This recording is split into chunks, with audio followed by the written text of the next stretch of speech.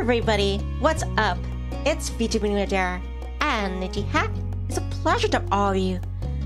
I am gonna unwind with more of my favorite visual novel, Our Life, Beginning and Always. This is gonna be part 2. Previously, a new kid moved in town named Cove, and I'm starting to warm up to him. He's still bummed out about, like, he just moved with his father. Doesn't have his mom. But I seem to be acclimating to the fact that there's plenty of things this place can offer. Sunset Bird.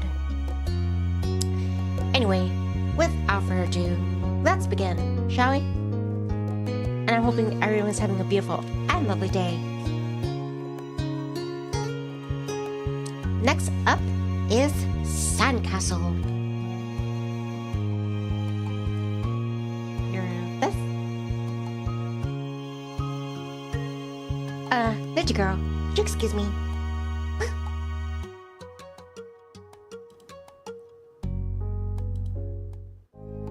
Cove wasn't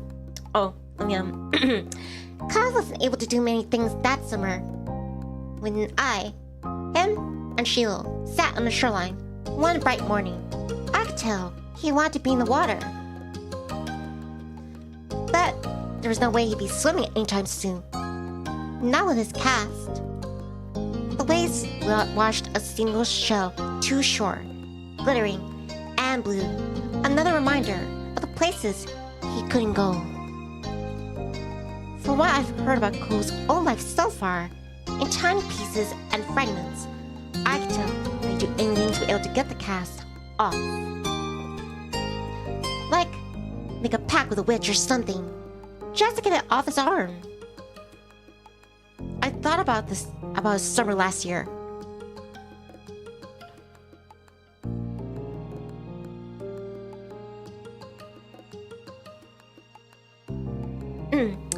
I thought about his summer last year. It must have been totally different from this.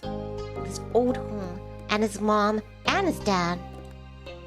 But now, he was here.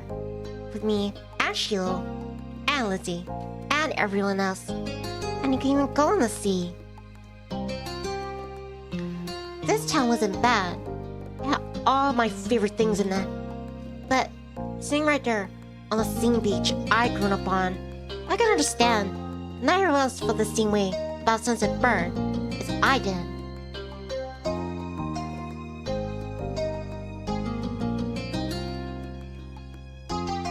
I watched him from the corner of my eye quietly, and he finally said it out loud what I had been pondering. I wish I could go home. Hi, Jordan. Dresses hiding, chippy nip pop. Glad to have you, Jordan. Hopefully you and Bert are having a beautiful and lovely day.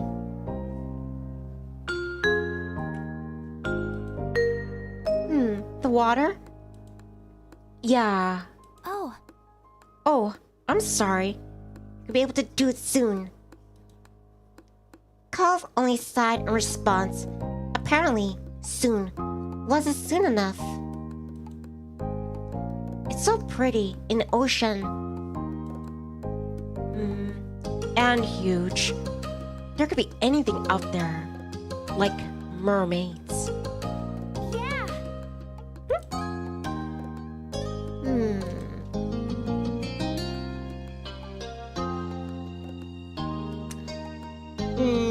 I'm going with this one.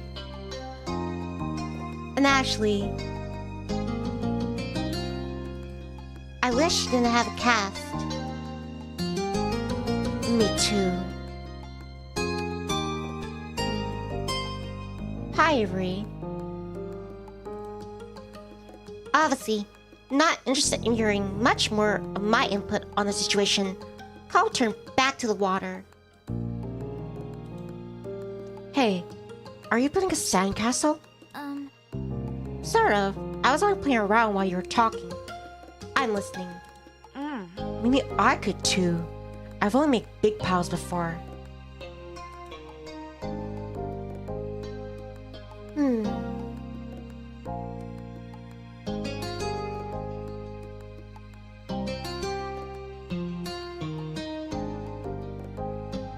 Then Jordan, maybe you should take it easy. Maybe you should sleep in today. You can catch the next stream whenever you're feeling better. Get plenty of rest. Avery, I'm not here.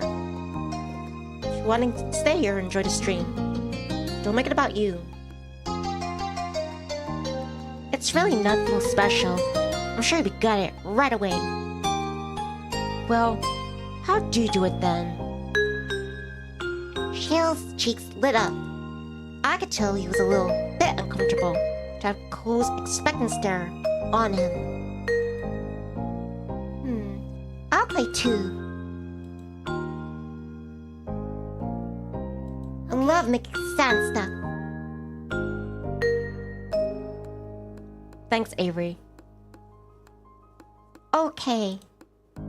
He let his hands back to the seashells and sand and nodded. I don't do a lot. Here's how I like to get a house started. Sheila, focusing more intently than I ever seen him, guided Cove through its process. I happily use my own method. It didn't take long for the three of us to have each humble structures prepared. Hi, you two go funny. Have a good rest, Jordan. Later. Stay safe. Glad you quit, you two go funny. It didn't take long for the three of us to have humble structures prepared. That's all, kind of. We could do anything now, like make it bigger, some seashells, carve a pretty pattern. We have great ideas. Hi, Ghostweb. Okay.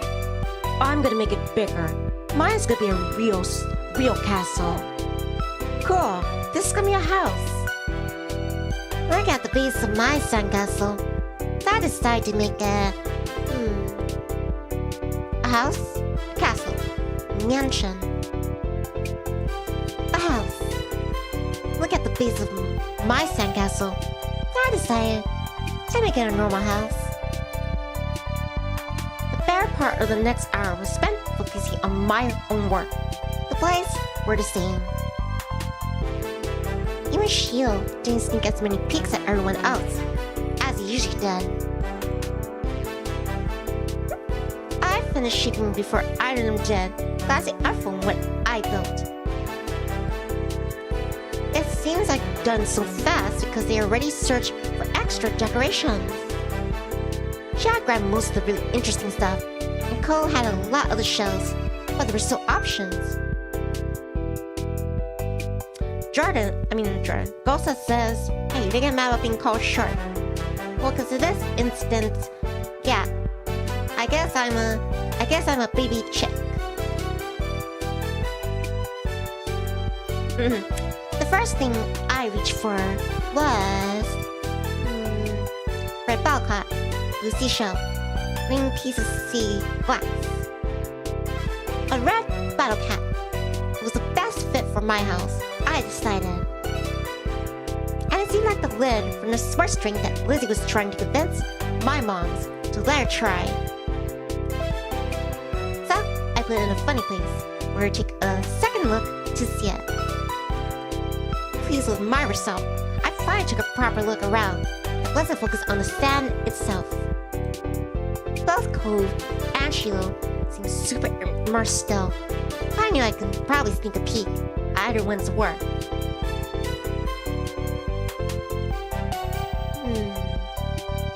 I want to check out Cove's sandcastle. The castle Cove had built looked surprisingly tidy, especially for someone in cast. He must have worked really hard. He wasn't even finished digging the huge, gaping moat in front, but it was already enormous. I got the sense of enthusiasm he was digging that the doctor was probably going to find a bunch of sand, and then he'd finally remove the pink plaster. The silence was then broken.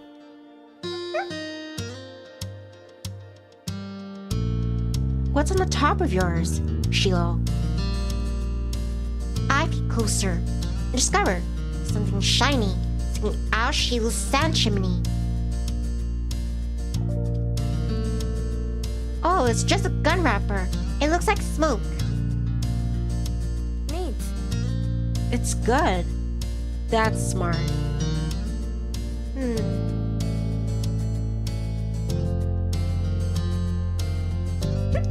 Kinda looks like a worm. Yeah, I didn't think of that.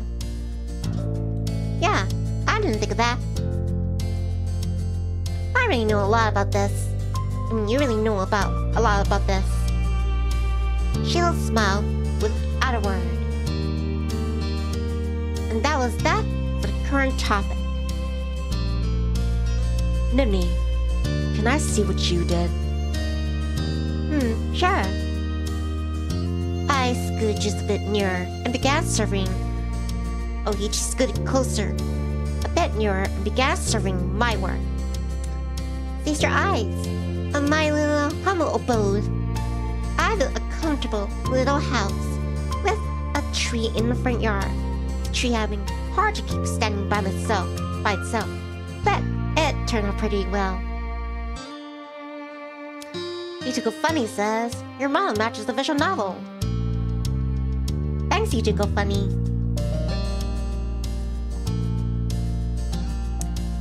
But yeah, when we get into like the later years in this visual novel, I'm gonna be more I'm gonna be on the tall side. Shia quickly decided to jump in the conversation. Hey, Nivni, what'd you do? This is my house. I built a house, too. That's on me. No one else has a castle. Yep, it's just you. Cove phrased that as though it was a point of pride. She was sing-songy tone, giving an impression of something else. I wasn't quite sure. Cove's confused face meant he must have also felt it was strange. There's something wrong with doing something different, I thought. Maybe Sheila didn't feel the same way. If something's only the one of that thing, that makes it special. Yeah, for sandcastles and stuff. People too. My dad always says how everyone is your own man, a real individual. I don't think I'm very special. Why? Why not? Nobody else is you. Ah. Sheila simply shook his head. I'm not that different. A beat passed between the two. Cole then looked down at his own work again. Okay. He dancing bar, leaving the disagreement hanging there. Cole had other things on his mind. My dad tried to get me to make sandcastles the first time I came to this beach. I didn't want to. Cole trailed off. Again, there was a moment of silence. Shield shifted and opened his mouth to say something, but Cole spoke up before he could. I didn't think he noticed that Shield was going to talk. Hey, do you know what happened when your mom met my dad, Nivni? I waited to see if Shield would say what he wanted. When he did, I considered Cole's question. I wasn't there. They didn't tell me. I just remember what happened when I met your dad. Mr. Hone had been a weird stranger then. Well, he still kind of was strange. Not a parrot act like him, but I knew him better at this point. Now that I thought about it, it made a lot of sense. Cole's dad talked to him about people being unique. I was put for my thoughts. And Cole continued. Oh, well, I was there. I don't think my mom has met your dad. Yeah, I'm pretty sure she hasn't. Nini's parents and my dad met the same day I met her. I'm gonna say what happened. Shiel frowned to himself, ducking his head. His hat cast a shadow over his face. I could still tell he was upset and not being included in Cove's choice of topic. This is kind of boring for him, though giving people their own turn to say things they want is important too.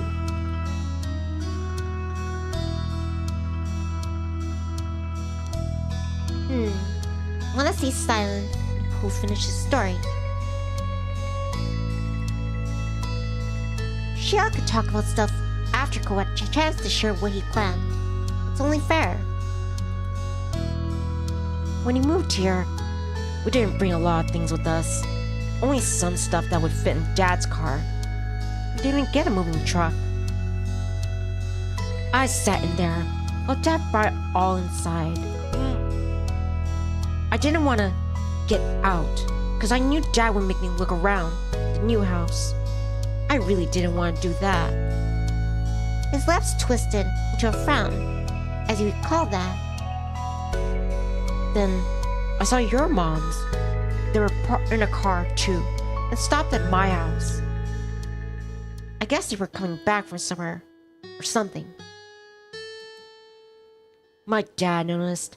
He waved his hand and went over to the front of the house where he started talking to them.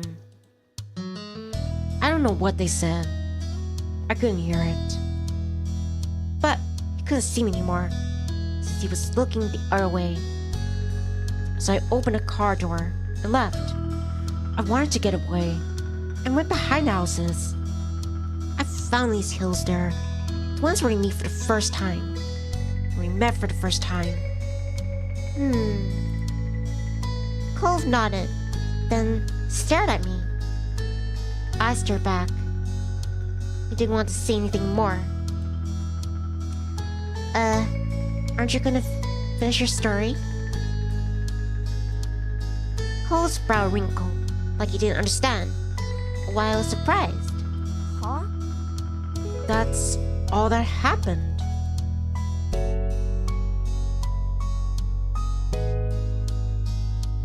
That's a pretty bad story. Hi, Karstein. Karstein says howdy. Good to see you, Karstein. I am continuing our life vision novel. How are you doing, Karstein? Hoping you're having a nice day.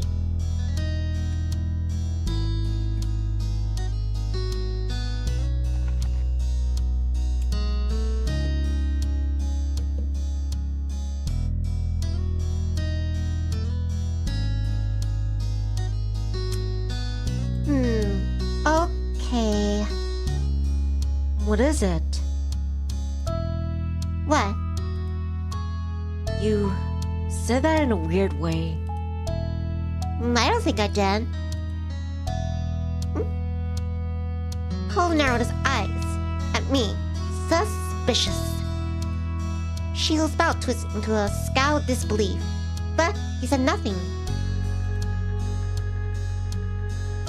Why'd you bring that up? Anyway, there was a slight shrug, Cove's shoulders.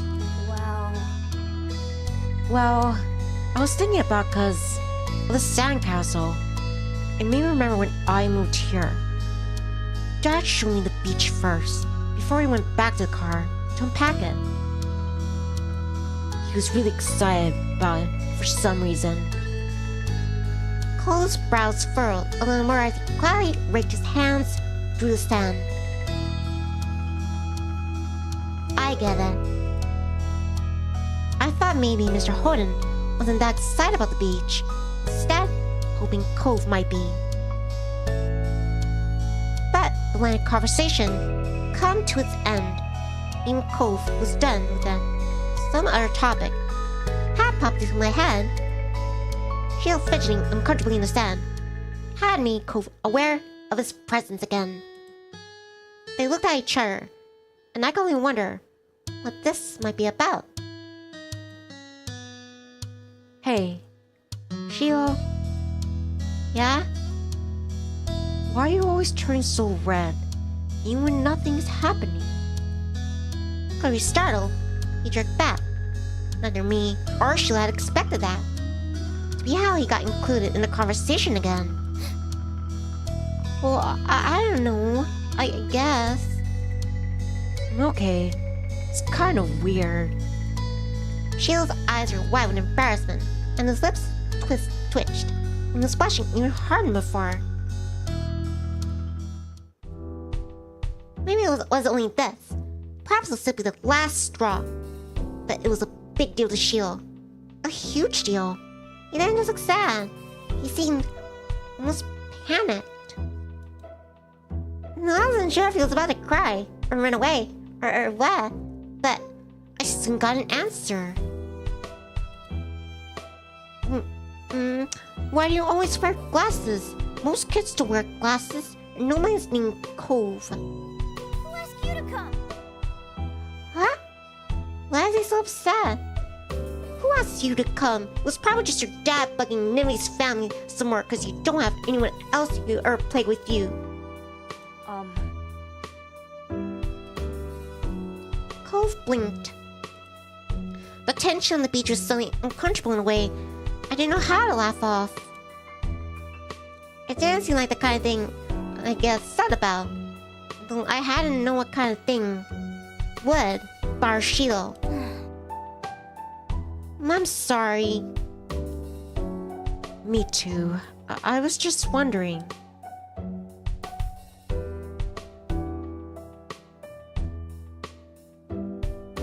I nervously played with the sand. I picked up some of the sand and turned it over my hands. There didn't seem much I could do to stop the fight, and I wasn't sure what I could do with it myself. Cove looked over at what I was doing, starting his own set of walls. Sheila took a deep breath before kneeling back down to his own patch of sand. It seemed like they both decided to try to play again, and I was glad for that. I went back to making more sand buildings, but the whole mood had changed. Sheila's cheeriness was clearly gone. Cove looked as confused as ever, but why the other boy had blown up. Air stayed uncomfortable the rest of the afternoon. Right up to the moon that Sheila's mom appeared at the beach to take him home. Cove and Sheila and Musi followed my lead and barely said a word. His mom standing behind him, and was Sheila's goodbye, had been quiet, friendly, cheerful, but also be quiet. But with Sheila gone and the sun going down, I knew it was time for me and Cove to head to our houses. Two of us trailed out the park together towards the neighborhood. The walk home was quiet. I passed by familiar landmarks, shoes thumping against the sidewalk, near perfect innocence. Cove was clearly caught up in thinking about something.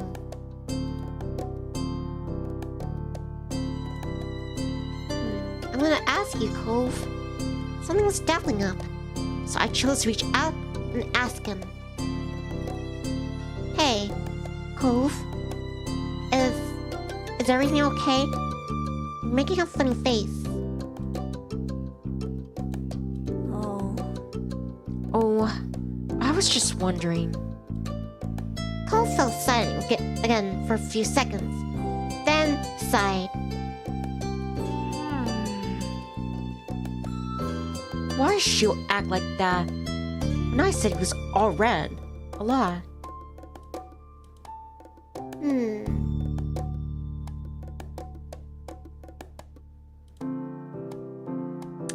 Well, I don't know. It's just Sheila being Sheila. He's like that sometimes. But he wasn't like that with you. I know him longer. I guess I can get it. Why would he do that? Sometimes I get really mad too. Despite seemingly coming to a conclusion, Cole's mood was still sour. Hey, Nivni, was Shield telling the truth? Huh? His gaze left mine as he dug the silver shoe into the ground. He looked oddly vulnerable for a second. Does my dad make you hang out with me? I know he talks to your moms about that a lot. An uncomfortable weight fell in my chest at the question. I liked spending time with Cove. I didn't even have to think hard about it. I knew I did. But I couldn't help feeling guilty. Cove still didn't know what happened when I met Mr. Holden.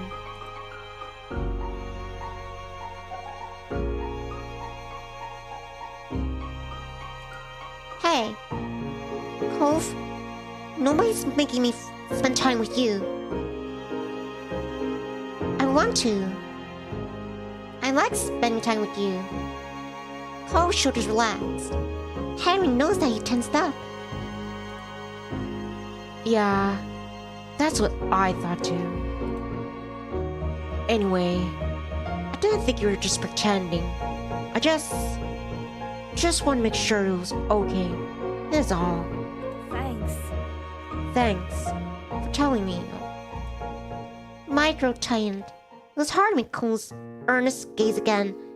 Keeping secrets was hard. You're welcome. But now, two of us were on a sidewalk near my house. It was time to part ways.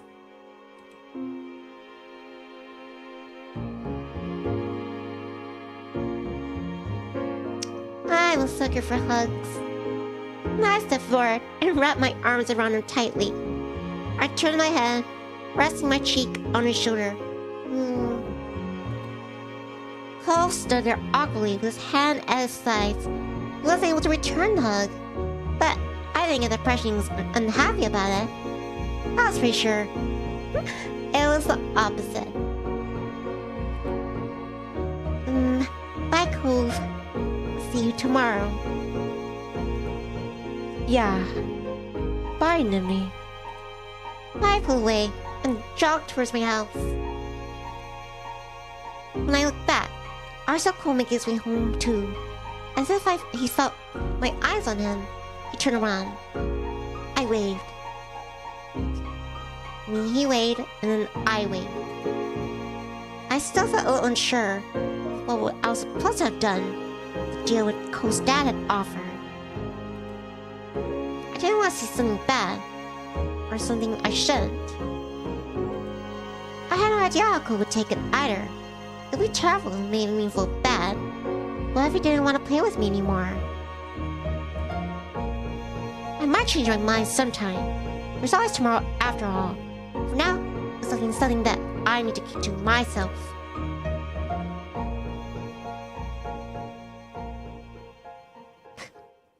Hi, Rhoda X. Pro X says hello. How are you doing, Pro X? And Pro X is smiling. Also, I really don't think this is an issue. Because from my decision, I never accepted the money to spend time with Cove. I did it of my own free will. I can just tell him the truth, say, hey, yeah, your dad tried to offer me money to spend time with you because he was worried about you being alone here. But then, yeah, I rejected it because I was very interested in hanging out with you. Yeah, I don't see a conflict. But for now, it was like something that I had to keep to myself. With a final look, I went inside my house. Next up is fireflies. All right. Right. Tonight we're gonna catch fireflies. I had this fun decoration from my sister.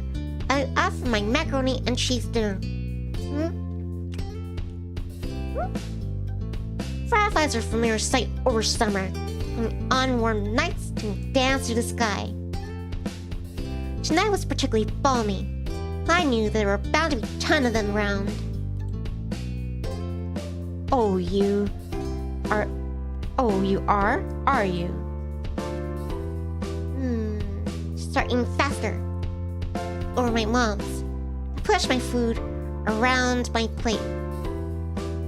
Yeah, I am excited. Rock slightly side to side in my seat. Already excited for after dinner activity. Catching fireflies is a great way to spend a summer evening, and I can already envision the little lightning bugs drifting through the darkened sky. That's a good idea, Lizzie. Can we miss Adair? She'll tap his fork against the table excitedly, so he's lying up as he looked at Lizzie. It was unusual for Sheila to still be here. Like always, his mom had to bring him over really early in the morning before her job started. But normally, she would have taken him up by now. She called him before dinner to let my moms know he'd be late. And I didn't know why. I didn't hear why. Probably more work stuff. I thought about getting to hang out with Sheila for longer. So me and Lizzie want to keep running outside. Staying at home and watching TV was never an option for her when guests over. That's why you're pretty sure. That's what I'm pretty sure. She'd get my mom's degree. Well, it's already so dark out. Lizzie gave Mom the best puppy dog eyes she could do. Slowly spooning mac and cheese into her mouth while I waited there for the response. Let them go. Nights like this don't happen very often, every day. My parents exchanged a look. Then Mom eventually sighed and nodded back. Yes. Along with Lizzie cheers, I threw my arms up in triumph, but waited until I finished chewing to say anything, because I knew it was rude to talk with my mouth full. Fine. Yay! Fine. Just make sure you stay on the hill, behind our house, with all the poppies, okay? Duh, Mom. That's where most of them are. I didn't have just been planning in my head, but I already could just picture all the glowing lights spread out in front of me, like the fairies from bedtime stories Mommy read sometimes. All too quickly, we can race to see who can finish the food first. No choking at the dinner table now. That's right. If someone died, we had to cancel the firefly trip after all. Mom said it like it was a joke, but I knew they were both telling their kids to slow down. Sheila did immediately. When I glanced at Lizzie, I saw her eating a little faster than she should. Nah. Elizabeth. Jeez. No one's gonna die. Sheesh. I'm not gonna dirt into her mom. Of course, she'd no doubt scold my sister.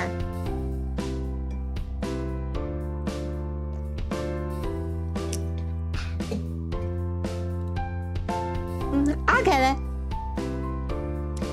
My big sister jumped out of her seat and ran over to the door, pulling it open without even looking out the window. So here it was.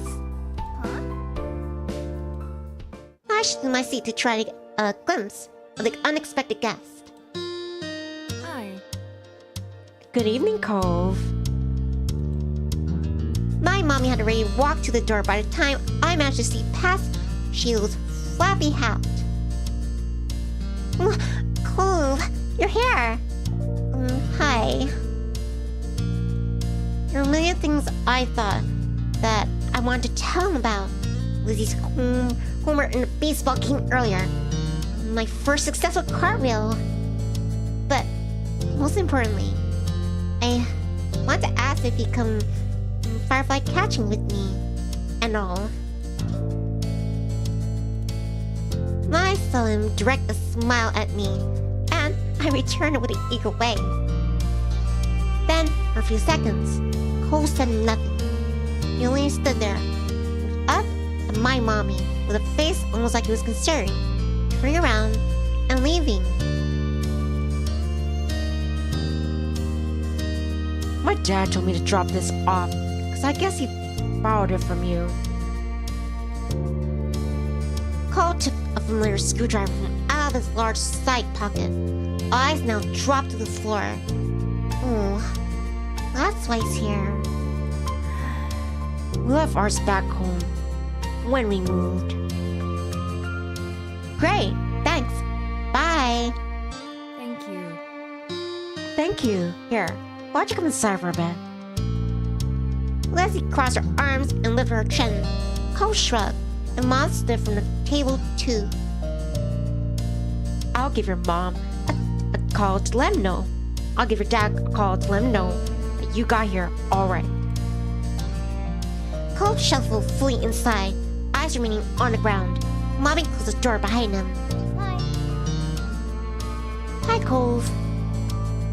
Sheila gave Cove a friendly smile while waiting by holding up his hand, opening and closing his fingers. Cove nodded in response. Cove, are you gonna catch fireflies with us? I could see Lizzie eyeing me for mentioning excursion to an outsider, but she got over it. There. I crossed my fingers clean behind my head and looked for Cole expectantly. Come on. Hoping he would say yes, and I got to spend some time with him. Yeah. Yeah, that sounds cool. I never caught one before. That's too bad I didn't get a chance for now. Fireflies were out when he first moved in, and there must have not been anywhere where he used to live. Can't go on until after dinner. After she pointed this out, we walked back to the table and took her seat. There wasn't much left on her plate. This was very true. I decided to finish up my own stuff as well. Cole stepped closer, and I was on the menu for the family's menu. The family's meal. Have you eaten yet? Yeah, my dad and I ate earlier. What'd you have? Eggs. Clipped one-word answer seemed to discourage Sheila from asking any more questions. His eyes slowly wandered back to the last scraps of food on his plate. Her phone call with Cole's dad must have ended because my mom came back into the room. Okay. Cove, your dad said you could stay for a little while longer, if you like. He's going to come get you before it gets too much later. Sure. Fun. Oh, fun. That would be so nice. As I plunged off my meal, I hoped it would be too. Three of us finished shortly after, and Lizzie led the way outside. My chat's still, but I can see you. Hi, Kazuya. It's good to see you. There. How are you doing? Thanks for leaving that comment for one of my posts. I appreciate it. I'm just relaxing with some, our life visual novel. Basically, it's a visual novel from start to finish, where start as a kid, you hang out with somebody in Cove, and whether you want to stay as friends or something more. Yeah. So right now, I'm just in the earlier years. Kazi says I feel great. How are you? I think I'm doing fine. It's a bit tired earlier, but now I feel energized. And also I'm glad to have all my chirps here. And I hope you enjoy this stream where you listen to it, listen or watch to it. How are you doing, by the way? Hopefully your day is going well. So your side is like, consecration. Anyway, back to the story. And also, since I'm chipping Nivni, I'm also like having to use my other voice so I can be kid chippy. Kid Nivni. You know what I mean? That.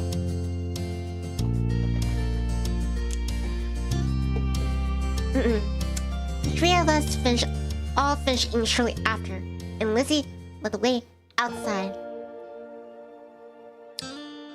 Kazuya says, I'm watching while drinking coffee though. Excellent. Caffeinated or decaffeinated? Remember, don't stray too far. It's fine, Mom. Sheila trailed so closely after Lizzie. He was nearly stepping on her heels. Cove hesitated at the door. Coming? After a moment, he did. Bye. Bye, children.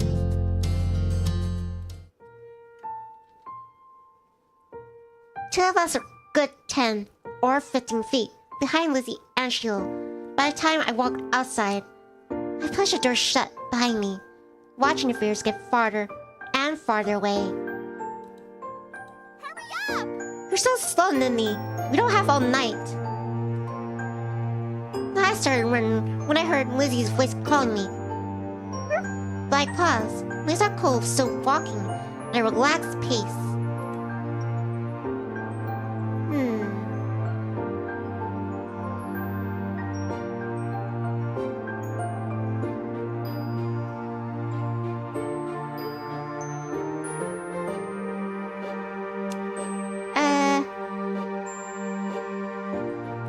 I'm waving him to hurry.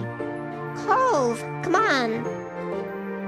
I threw an encouraging smile over my shoulder at him before I ran off to catch up with Lizzie and Sheila.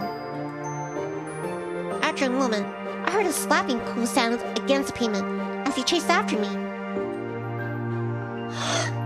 It's so beautiful. The two of us ran up the hill together to join Lizzie and Sheila, laughing and tagging each other as we went.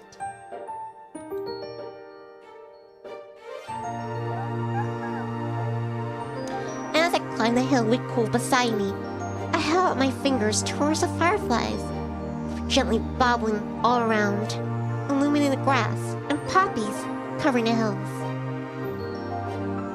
Hi, James. James says good morning to me.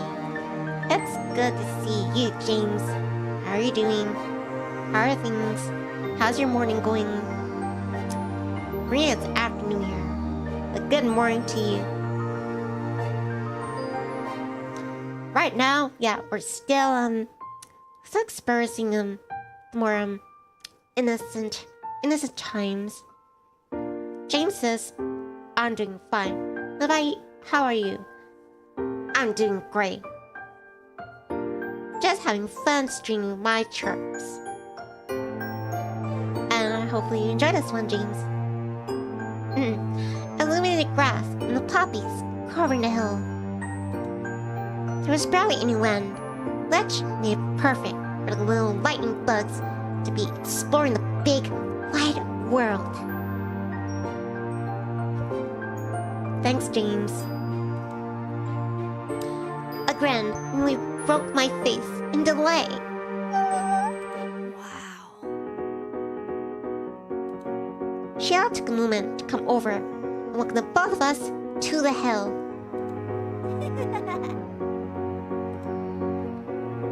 Hi guys, it's really great out, huh?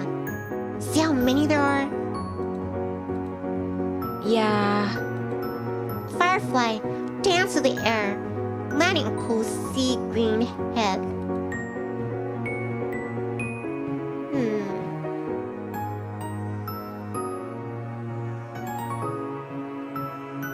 I shoo the bug away. Shoo, shoo. The bug was spooked when I waved my hand towards it, flying it in front of Cove's nose for a moment or two before darting away. I gotta say, I really love the music of this visual novel. Cove out a surprised sound, then followed after the glow. Oh, look! Lizzie has one! That's amazing! Sheila ran to the highest point of the hill, making sure not to lose his hat or backpack along the way.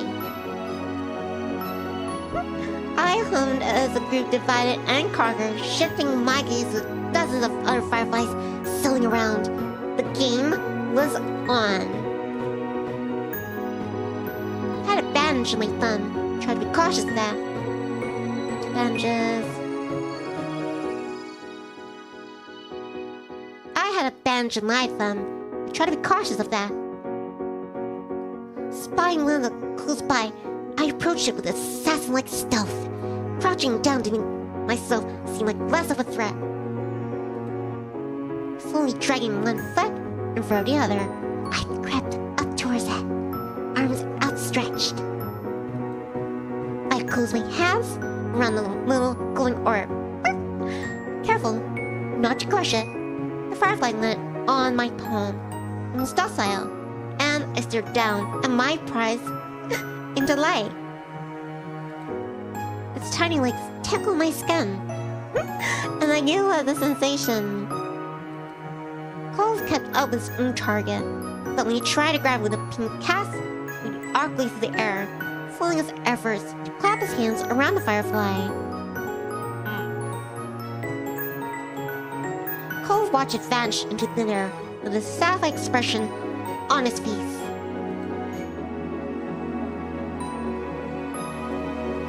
You'll get the next one. Don't give up. Did you catch one? I nodded and gave Cole up his hunt for the moment. Coming closer and triggered insects still crawling across my palm. I held out my hand and he leaned closer, eyes widening, tad behind his glasses. Cole remained hypnotized by the little bug as he inched his hand closer to mine.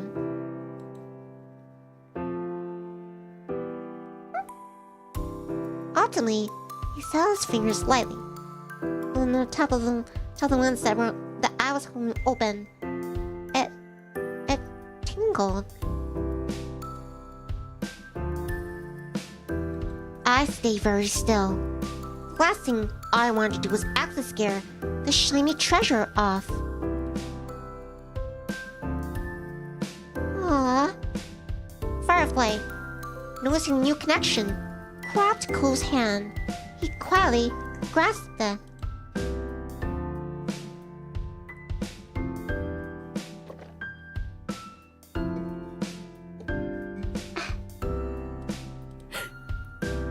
It worked. Yeah, you got one. Cole's lips turned up into a slow smile, and his eyes shined brighter than the bug.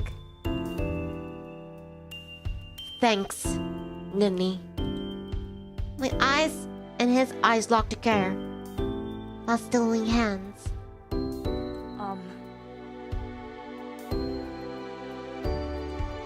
He suddenly pulled away. Sorry by the extreme movement. Tiny light disappeared before I could even blink. My firefly was gone. Sorry.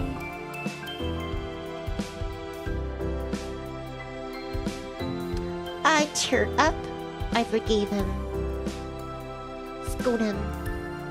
And I forgive you. That's okay. I couldn't keep it forever. You're right. Right. Bugs have to stay outside. Let's get another.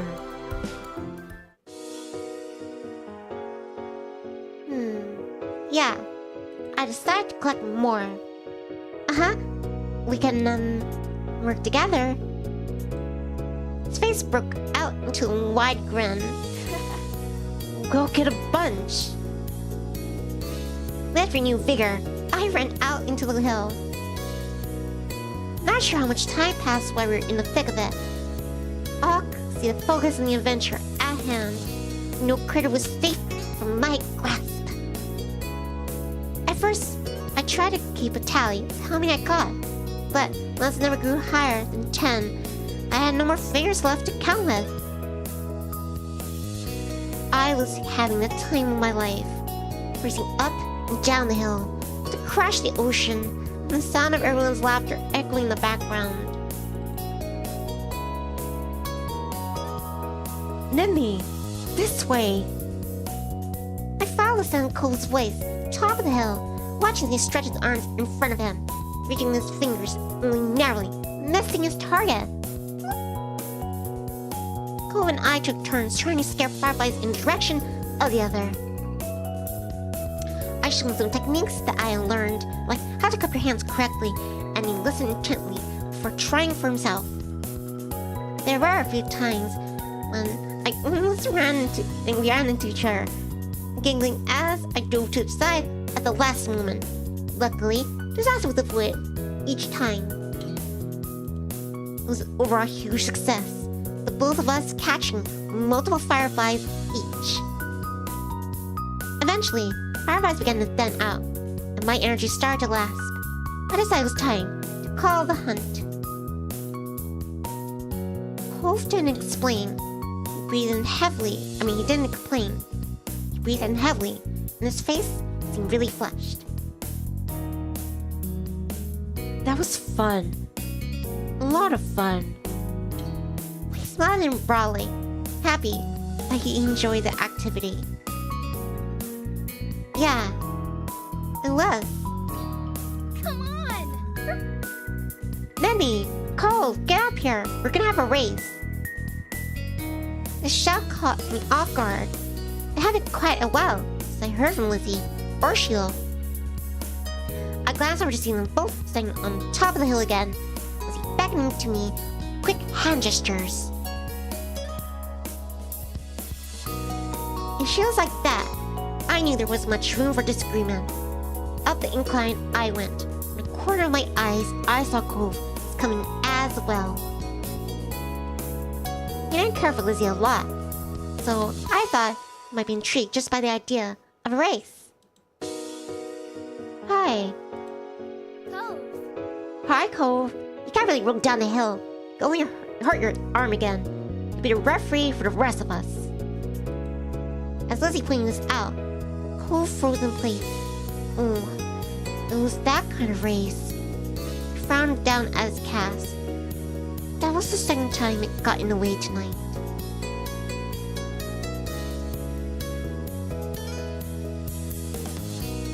What? Yeah, you'll watch and see who gets to the bottom first.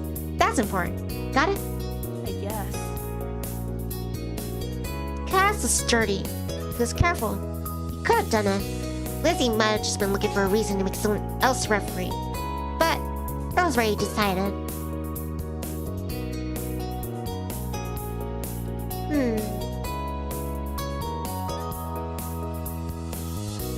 Nah. I want to see with Cove.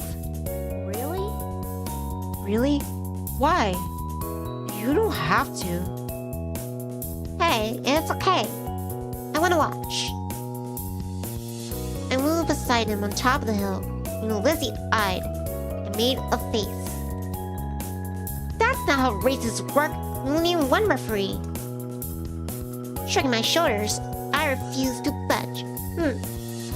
Lizzie little husband for throwing her hands in the air. I'm gonna leave my hands in the air and win like it's just I don't care. Fine, I'll be the winner, whether you join or not. Lizzie moved to lay down, and Sheila did the same. Cove stood slightly to the side to get a fair vantage point, and I stood next to him. Countdown! Cole stood up a little straighter. It seemed like he was taking his newfound referee duties seriously. 3, 2, 1, go! Lizzie and Sheila took off, letting gravity do the work, and rolling at high speed towards the bottom of the hill. Cove and I leaned forward to watch them go, eyes peeled for which of the two would reach the bottom first. We were both neck and neck, until about halfway down the hill, Lizzie started to veer off the side, giving Sheila a huge advantage. She always had an enormous thing, but as soon as Sheila reached the bottom of the hill, he jumped excitedly and threw his hands in the air. Congratulations, Sheila! I won! Almost immediately, he fell back into the grass, still dizzy, and was rolling down the hill. Lizzie stomped out of the bush. She had ended up in spluttering angrily and brushing leaves from the front of her dress. Not bad. You got lucky. Let's do it again. See who wins for real. Hey, fair and square. Sheila won. Kids, it's time to come in. No. I snickered, feeling grateful I hadn't been part of the mini debacle. I caught Cove's eyes and thought that he was doing the same. It had gotten late. I was beginning to feel just a bit chilly as I made my way out of the hills. The cold air hadn't dampened anyone's spirits.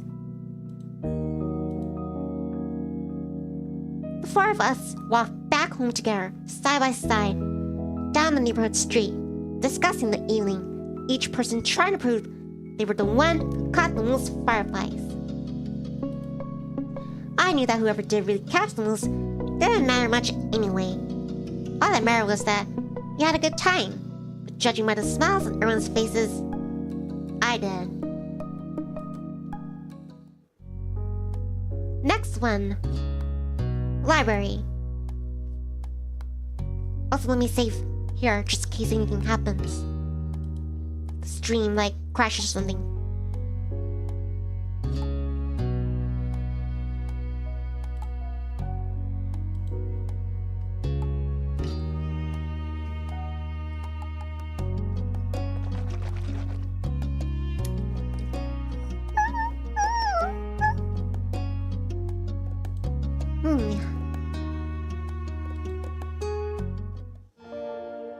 Every year, Sunset Bird Memorial Library held a summer reading program.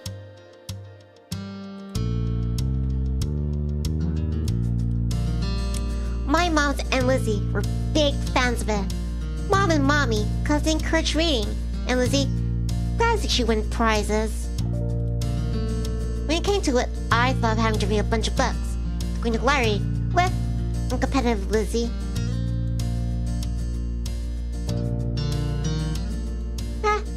I loved it. Each time it had been one of the highlights of my summer.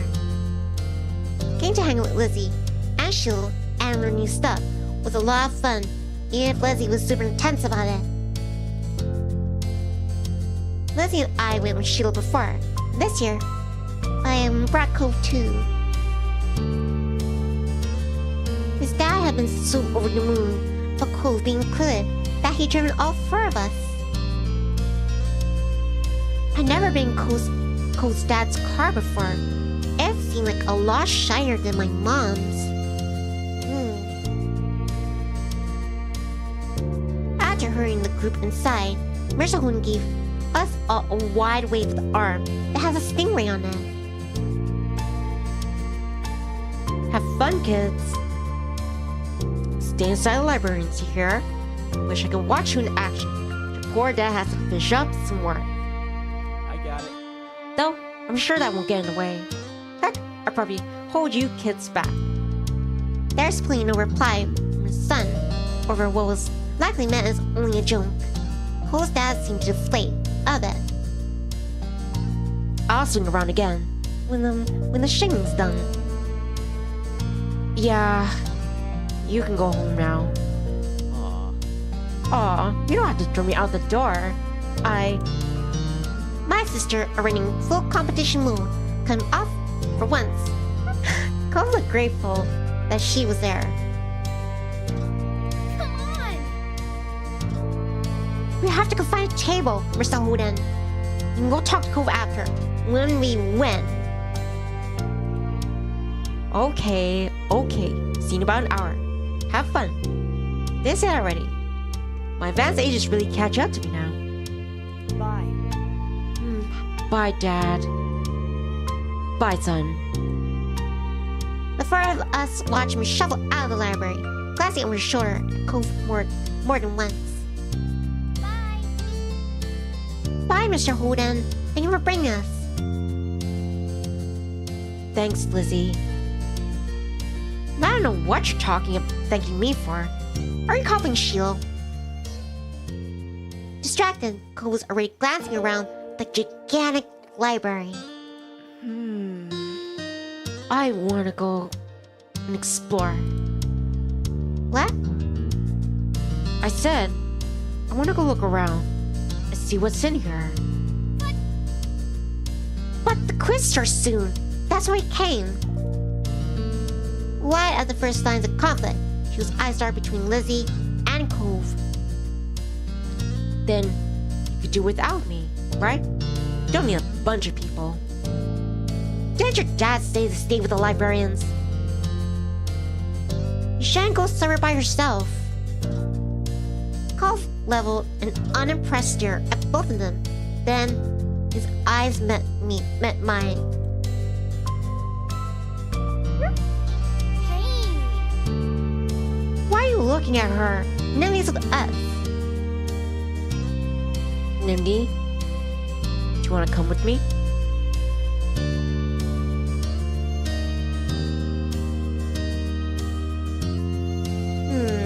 Cove's idea is more fun. Seriously. Yeah, I'm serious. Breakfast cereal. Cove looked surprised, but happy at the same time.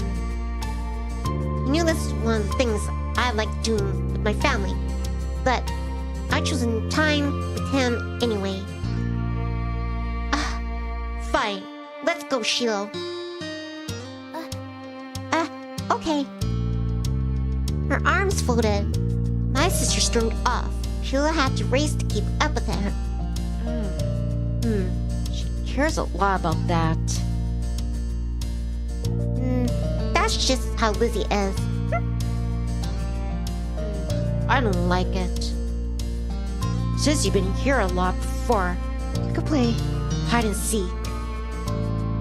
Hide and seek? Not exploring? Yep. I'm searching for you, and you're searching for me.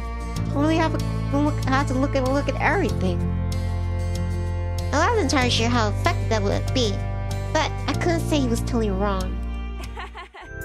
I'll hide first.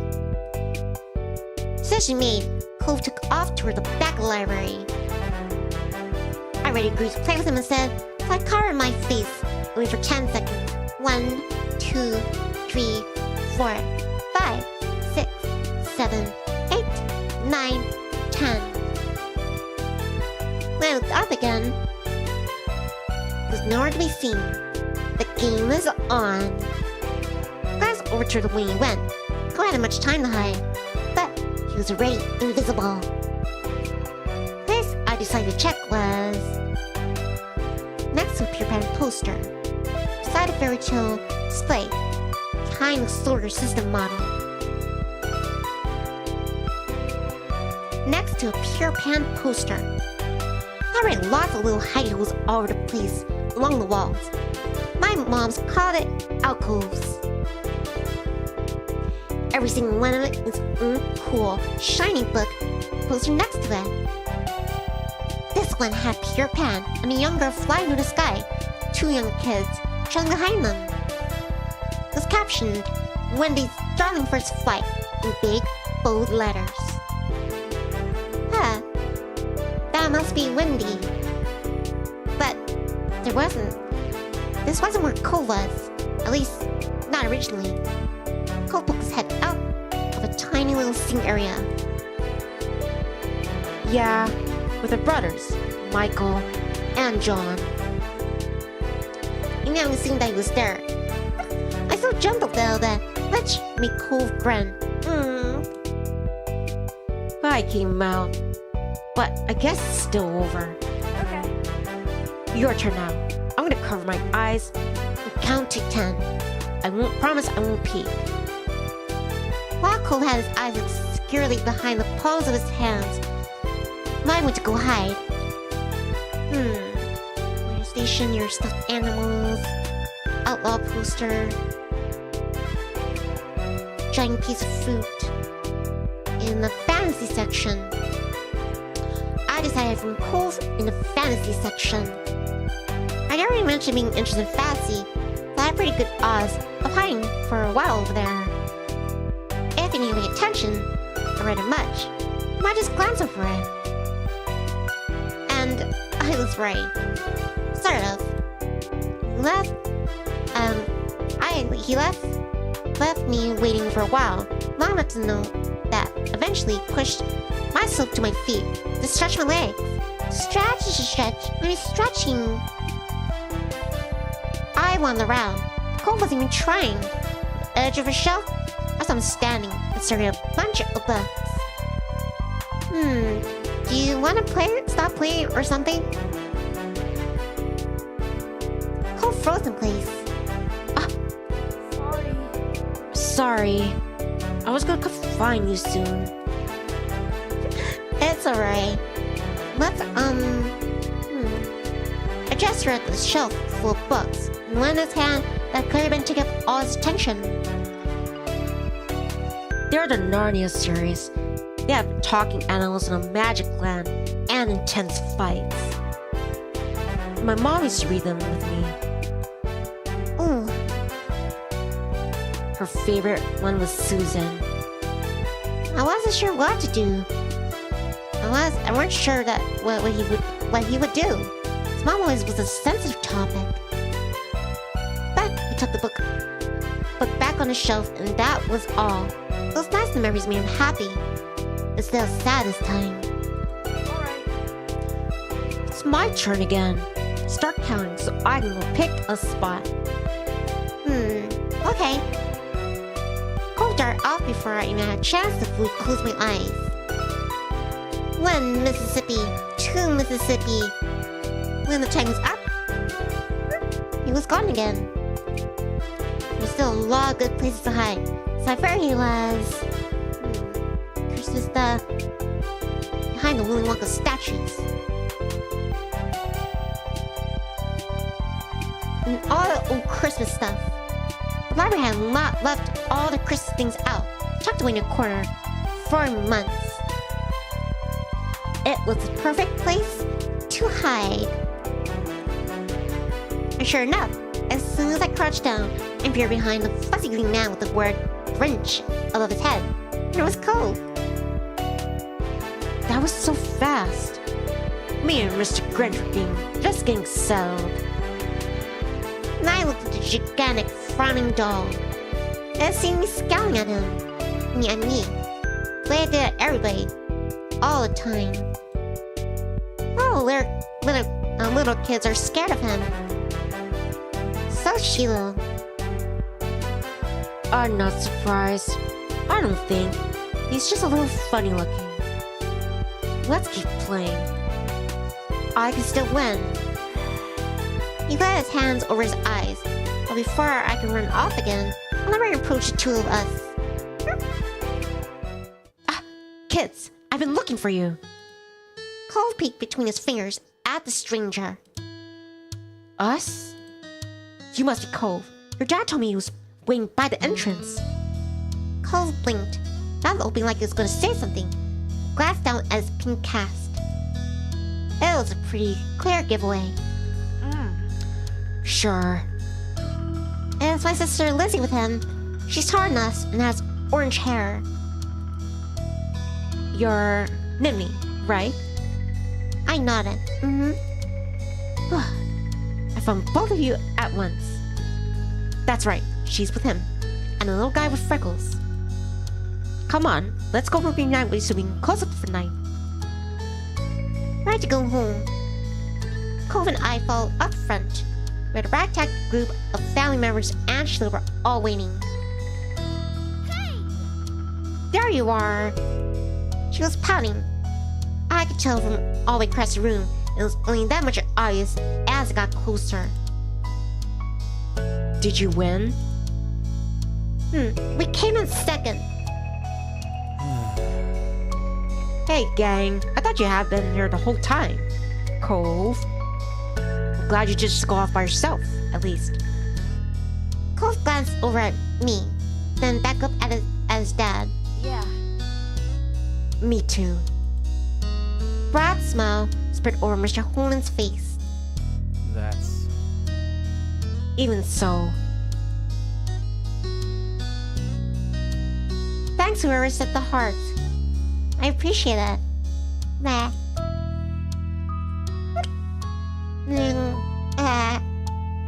Trying to concentrate. Next time, you should... Cove? Cove! Cove's dad glanced around, slightly frantic, but Cove, just like always, has snuck off without even thinking to say anything. He's leaving! Cove's trying to be the first one to the car. Let us on burst of speed. Lizzie drive for the exit, still in victory to be moaned, even for something like a race to ride in the front seat. There was nothing else for us to do except head after them, pretending the librarian's hand was all the commotion.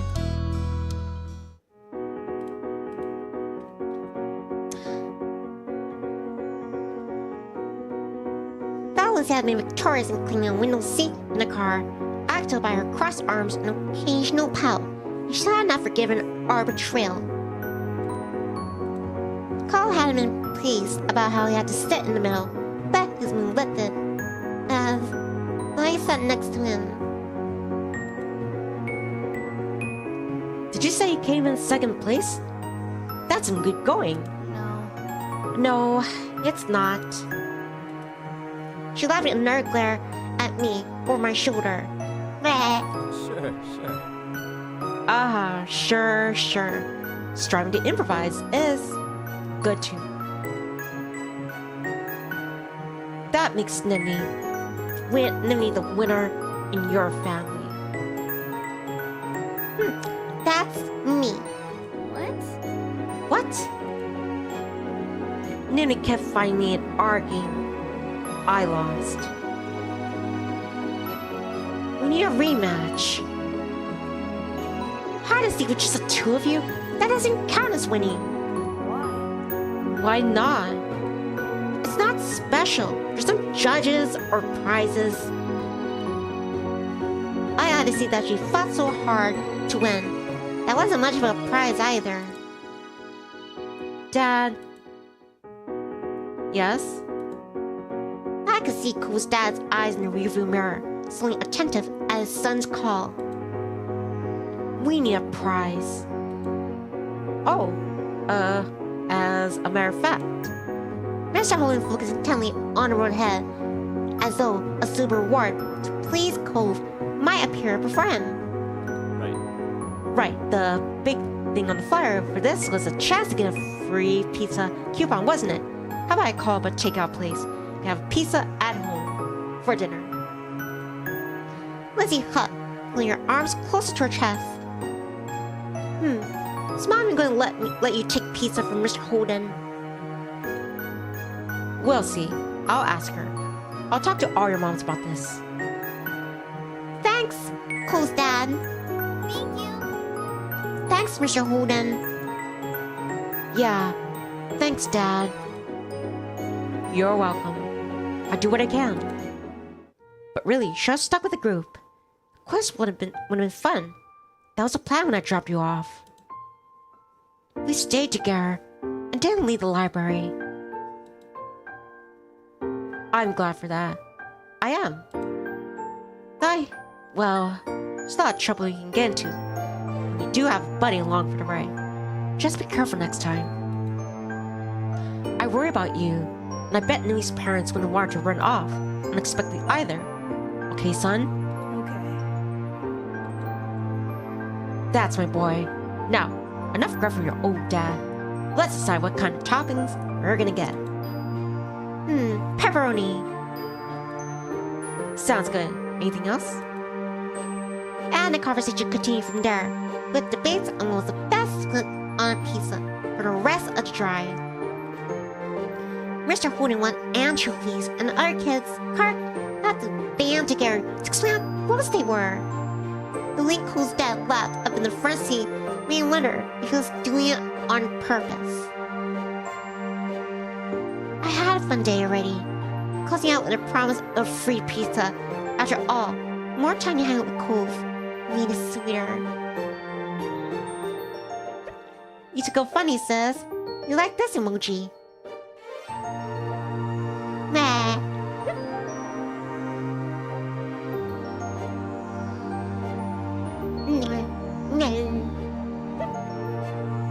Thanks, you to go funny. It was a shame that I hadn't been able to do the quiz, but just give it for 1 year didn't hurt. It was worth it. Alright, next up, Ghost.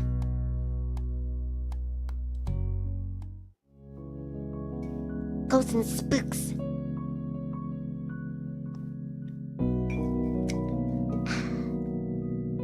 Night was incredibly still. I really couldn't ignore just how silent it was. It was almost eerie. I could even hear Lizzie snoring next to me over. It was hard to believe how much a blur today was. Some sure did slip right past you.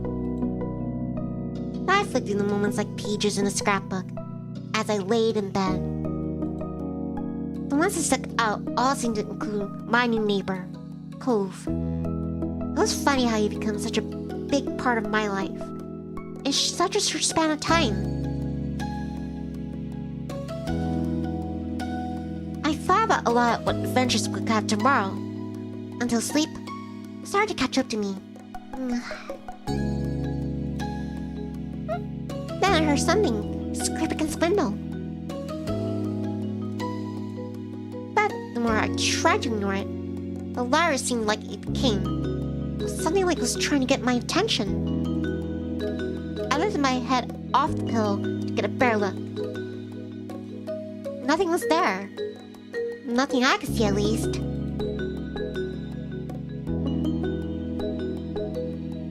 Just went back to bed, losing my imagination. I had to investigate the mysterious sound. It's so creepy to ignore. I proudly jumped out of bed and crept downstairs to go outside. My monster's still awake. They stayed up late, so it seemed.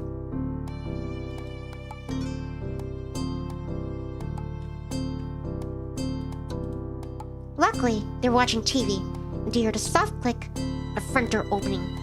As I slipped past,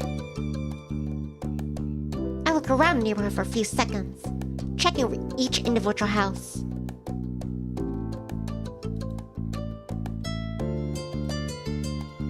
It looked normal, but it didn't feel that way. I knew I wasn't supposed to be out here right now. It was exhilarating. It made me regret my decision. It scared me. It was exhilarating. My chest was light, and I could keep the grin off my face. Not permitted to go out. In fact, no one even knew I was out here. Yet, here I was. I wonder what else I could do. Whatever's were so ingrained, I'd never been considered that they could be broken. Nivni? I twitched at the sudden call, immediately calming down upon seeing Cove walking up to me. It was strange, yet also completely normal. I haven't appeared like this right now. What are you doing? I saw you standing out, right in the middle of the street, from my window. We weren't seeing Adair. Why not? Cole turned up his lips to smile. Unless I was amused by the question. Because... Did you hear a weird noise? Now I can tell you I hit the nail on the head. By the way, his eyes widened. Yeah, you knew? I heard it too. That's why you came out. Huh. Cole hesitated for a moment, looking down the street before his awkward eyes fell on me again. Did it scare you? It's okay. Yeah, it did scare me. Me too. But, it's okay. Nothing's gonna happen. I could see Cole was still trying to be brave for my sake, and it made me feel a little better. I was kind of worried if it was the wind, but what if it's not? What if it's a person? What if it's something that's not a person? Unsettling sound noise suddenly rushed through the air. Cole and I flinched.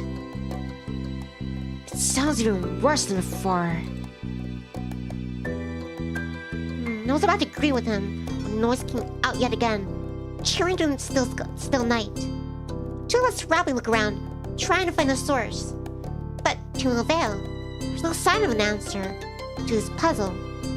I thought that anything. It could be a ghost. Boo. Regular reason for it. It could be anything. I wasn't gonna rule any possibilities yet. It was a mystery. Do you think it was a ghost? It might be. I don't know. That's some sinister, invisible thing lurking in the darkness. Your legs squeak with terror. And I shakily inch closer to Cove. He was there for me. And right now, I was counting on that. Hey, can you tell me where it's coming from? Not really. Then we'll have to look more, somewhere else. Maybe we'll see something. Okay, let's go.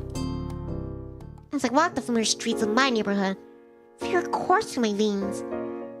When my hand brushed up against his, I realized that I hadn't been the one to actually try to close the gap.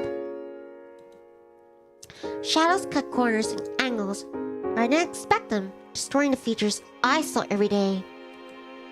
Noise came again, shrill and hard. It set my teeth on edge. The way it ground its way through me. Cove's throat bobbed. His eyes glistened in the dim light.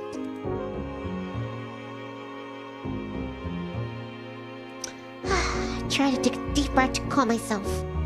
I sucked in a lungful of the cool night air, going out slowly through my mouth. My parents had mentioned it was good for relaxing nerves. There was no question that I was afraid of whatever the noise may be, but I didn't want that to stop me. Despite my fear, I had to be brave. Cole stepped in front of me to look at my face. He was serious. We can do it, Nivni. He lifted his hand up for me to take. Cole offered. It only made my heart thump harder, but it wasn't out of fear. I accepted his hand. I carefully slid my hand to his, and though my palms were both clammy, I held him tight. I couldn't explain why, but it made me feel stronger, and I felt like I was ready to continue on now. Cole shut his eyes and pressed his lips together. My fingers locked around each other even tighter. So... Where do you want to check? Park, beach.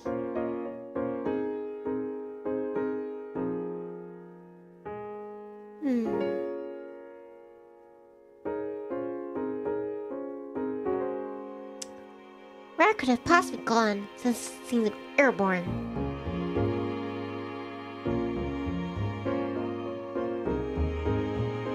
Couldn't have gone too far. Beach nearby. But isn't the beach like past the hills, behind the house?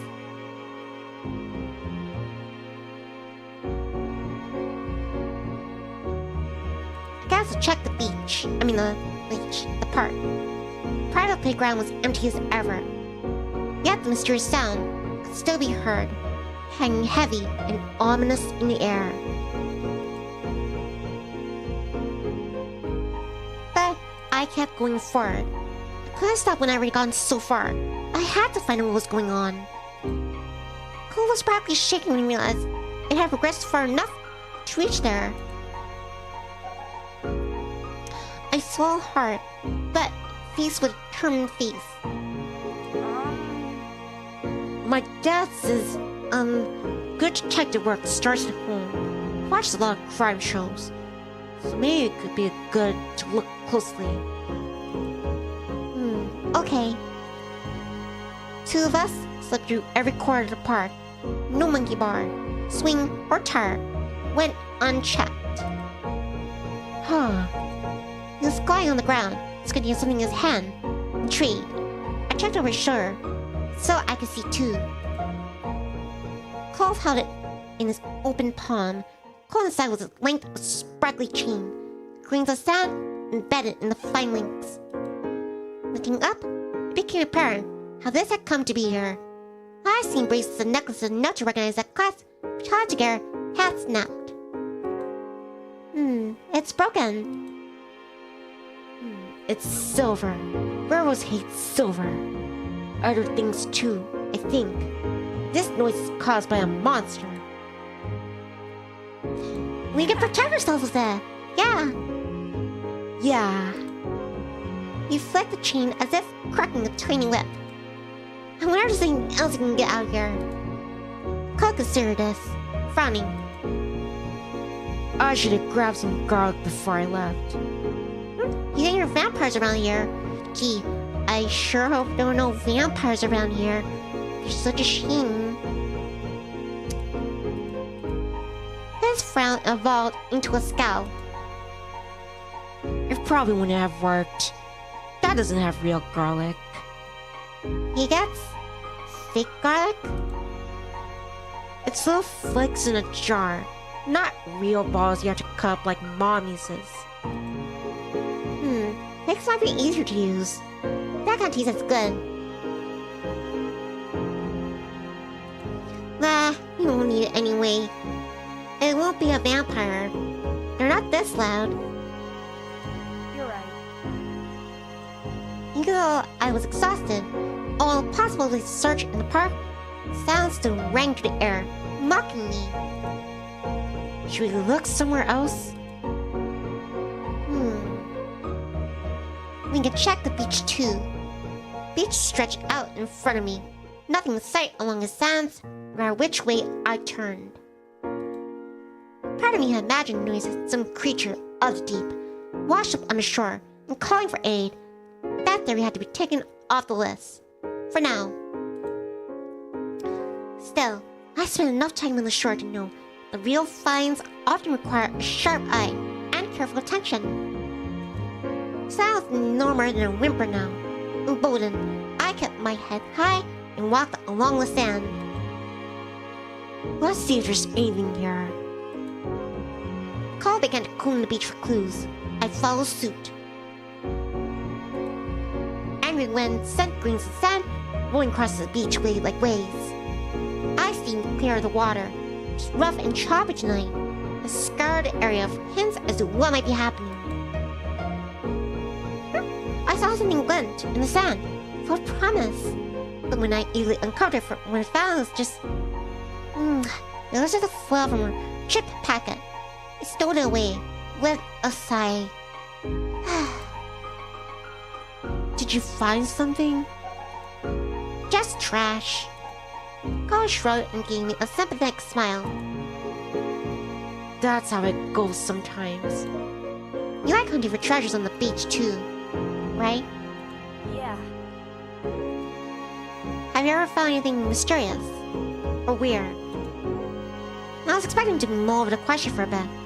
Cole answered immediately. Teeth. Like a shark's teeth or tooth? I've seen those for sale in shops, though you've never been lucky enough to stumble across one on the beach. No, not that. People teeth. People teeth? Yeah. You know how grown-ups sometimes have their own teeth, don't have their teeth any longer, and they get fake ones, so they can still eat. I nodded, listening in fascinated horror. I found some top half. How'd you notice the top half? It had the pink top on the bottom, on the mouth bit, like this. He opened wide and put at the roof of his mouth, let out a squeal. What did you do with them? Mom took them from me. I don't know what happened to it after that. That was... too bad. They're not prank opportunities. Gross. Wastier than things I've ever seen.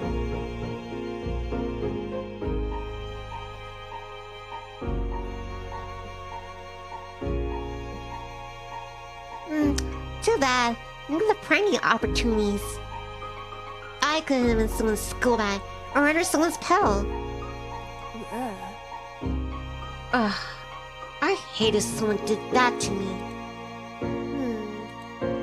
As I contemplate my options, it occurred to me that I hadn't heard a noise for a while. Cove! I think it's gone!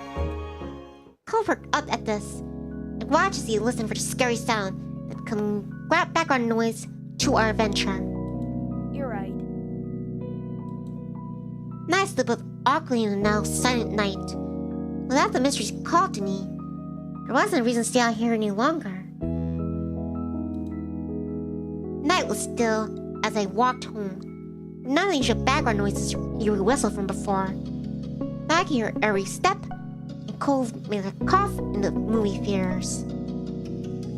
Two of us came to a halt outside my front door. Never before had I looked so ominous. Now to sneak back inside. Do you sneak out a lot? This is my first time. Yeah, I tried to do it. I never tried to do it until now. Thought so. How'd you know?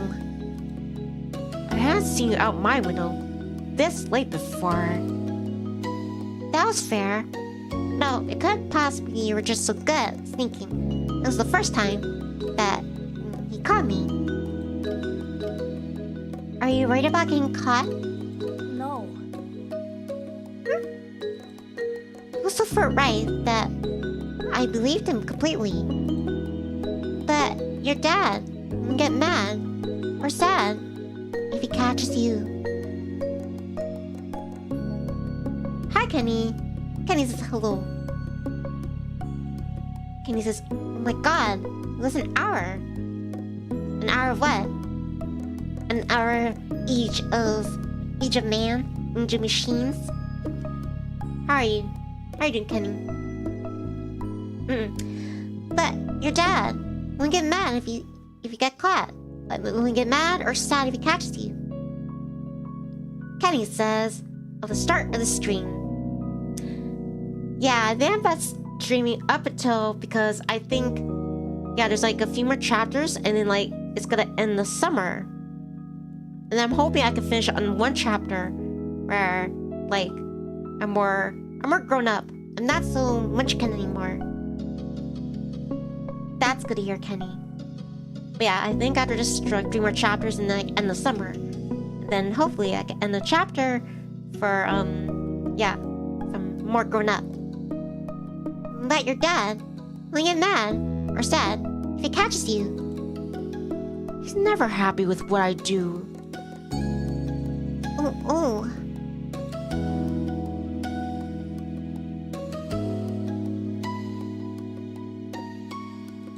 I sympathize.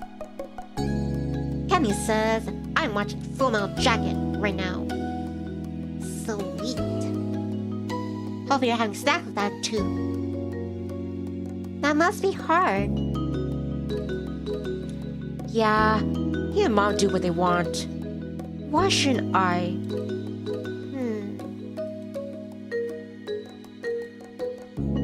Alright. I'm going in. Bye. Okay. Good night. Good night, Cove. Thanks for coming with me tonight. I'm not sure I could have done it by myself. I want to go with you. You're not, cause my face to heat up. I turn the door slowly as the clock's minute hand, holding my breath, tried to click the lock, then nudged it open. When all that happened was the door opening, rather than the blaring alarms that I fear. I know that with relief. Back inside my house, I was surprised to find my mom still watching TV.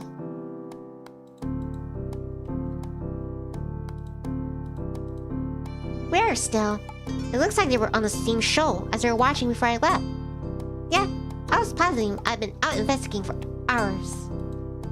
Perhaps I could use a distraction to my advantage. If I could just get up the stairs, be safe from suspicion. But how could I get there?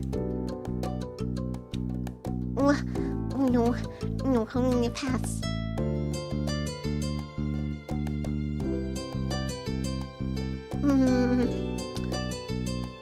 Look in the house nonchalantly. Try to sneak past.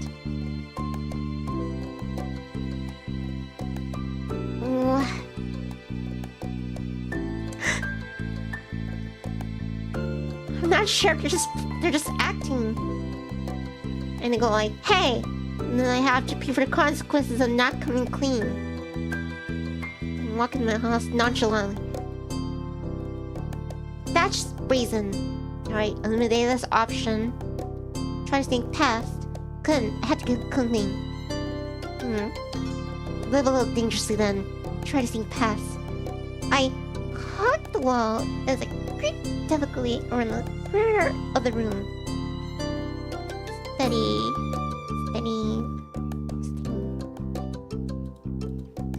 It was a valiant effort that any spy would have been proud of. Right up until when I tripped over a power cord and nearly fell over. Nivni? I might have fallen. My accident ruined the cover. I have been spotted. I abandoned the couch and showed to hurry over. We're still a state of surprise. I wasn't in trouble yet. Are you okay? What are you doing here, sweetie? Did you have a bad dream? Oh.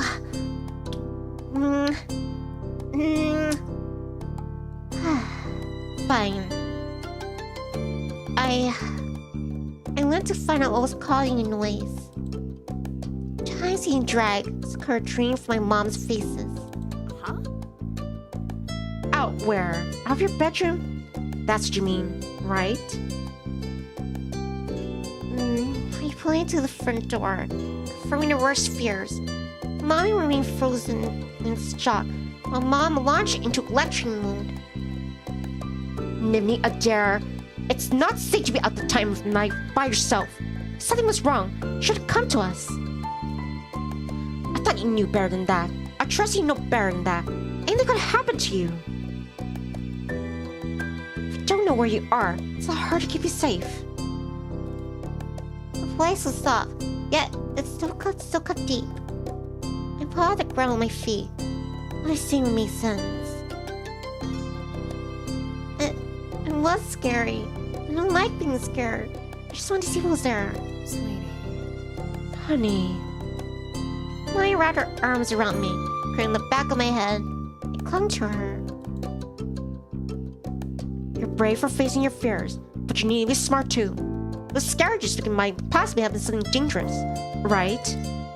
The kind of worry is something you should tell us about. Okay. Mom shook her head with a sigh. Let's get you back in bed, where you belong. Right, and we'll talk about this in the morning. I pulled a face at that, but didn't protest. All things considered, it could have been much harder on me. Once I left, turned to night's adventure in my head. It's so hard to believe that I actually really done it.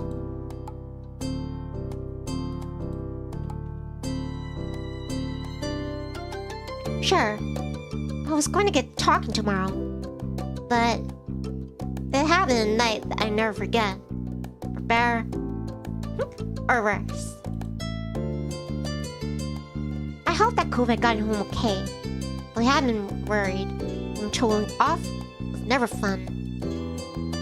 Deep underneath the sheets, I thought I'd turn to the unsolved mystery. Cove and I only just begun to scratch the surface of it. Maybe I solved it, and maybe I wouldn't, knowing that I shared it with him. Made me feel like I was being tickled from the inside. I held the pillow to my chest, tossing and turning as replaying night's events in my head, in my mind, daydreaming about different ways it could have gone. Any fear or danger that might have been there was entirely overshadowed by thinking how close I'd been to Cove the entire trip. My daydreams ushered into sleep with a smile on my face.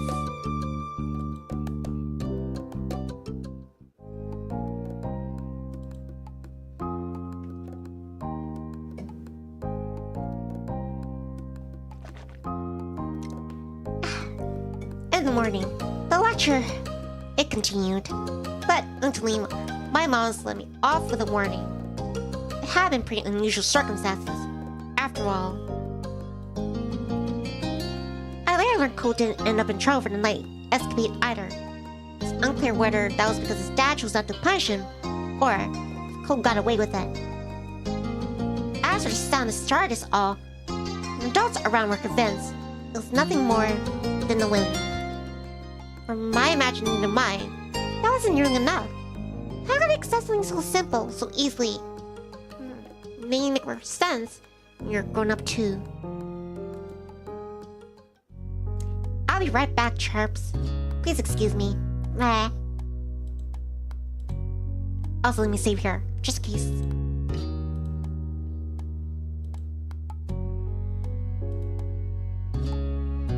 Yep, your streamer chapters till summer ends. Alright, I'll be right back.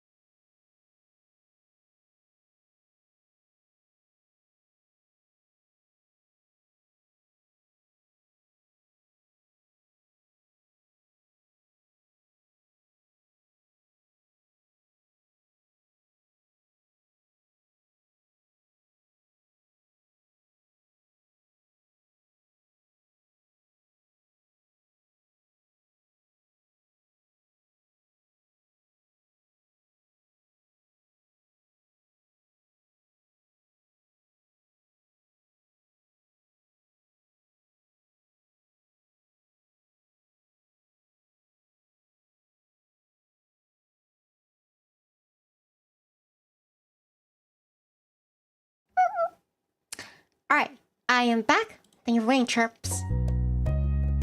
Next up is barbecue. Ooh. Numerous chicken. Like hamburgers or hot dogs. The park near my house with only playground equipment was a quarter-sized expanse of grass and trees that lay before me now.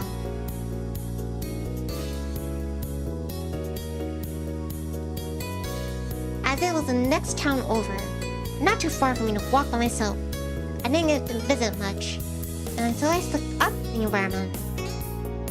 Another difference between this park and the other in my neighborhood, this one had visitors other than me, Lizzie, Shiloh, and Cove. Today was the busiest I'd ever seen it. Thanks to community get-together, luring people in from over the local area, the promise of barbecue and fireworks.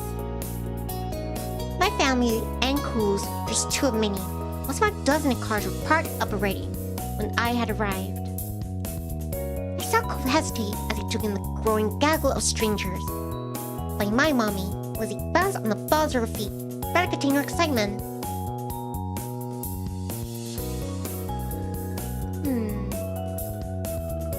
I'd rather have stayed home, but I couldn't avoid coming to the event. Maya told me that being a Rangers community event were charging for it, but she wanted them to get something in return. Which is why I had not been allowed to touch the beautifully iced cupcakes she had carried on her lap during the drive over. It was a special treat for them.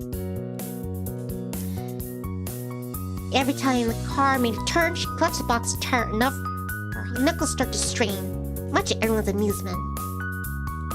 Mr. Huna's contribution to the party, a huge pack of juice boxes, was tucked under his arm, after being retrieved from the car's trunk. I bet there had been no such dramatics around that car getting there in one piece, but the boxes did lack the beautiful shimmer, my mommy's treasured cupcakes. Okie dokie. Okie dokie. A real null set. Fred X says, welcome back. Thank you, Fred X. Should be. Cove, did you put a sunscreen on before you left? Yeah, I always do. You don't have to tell me. Mr. Holden deflated, his attempt after caring for his son, but he triumphed with a smile. Good kid. I don't want you getting burned or dehydrated either. Be a busy day. Well, Don't think there's gonna be any risk with that second part. Mommy nodded after he was up ahead, laden with all kinds of food and drink.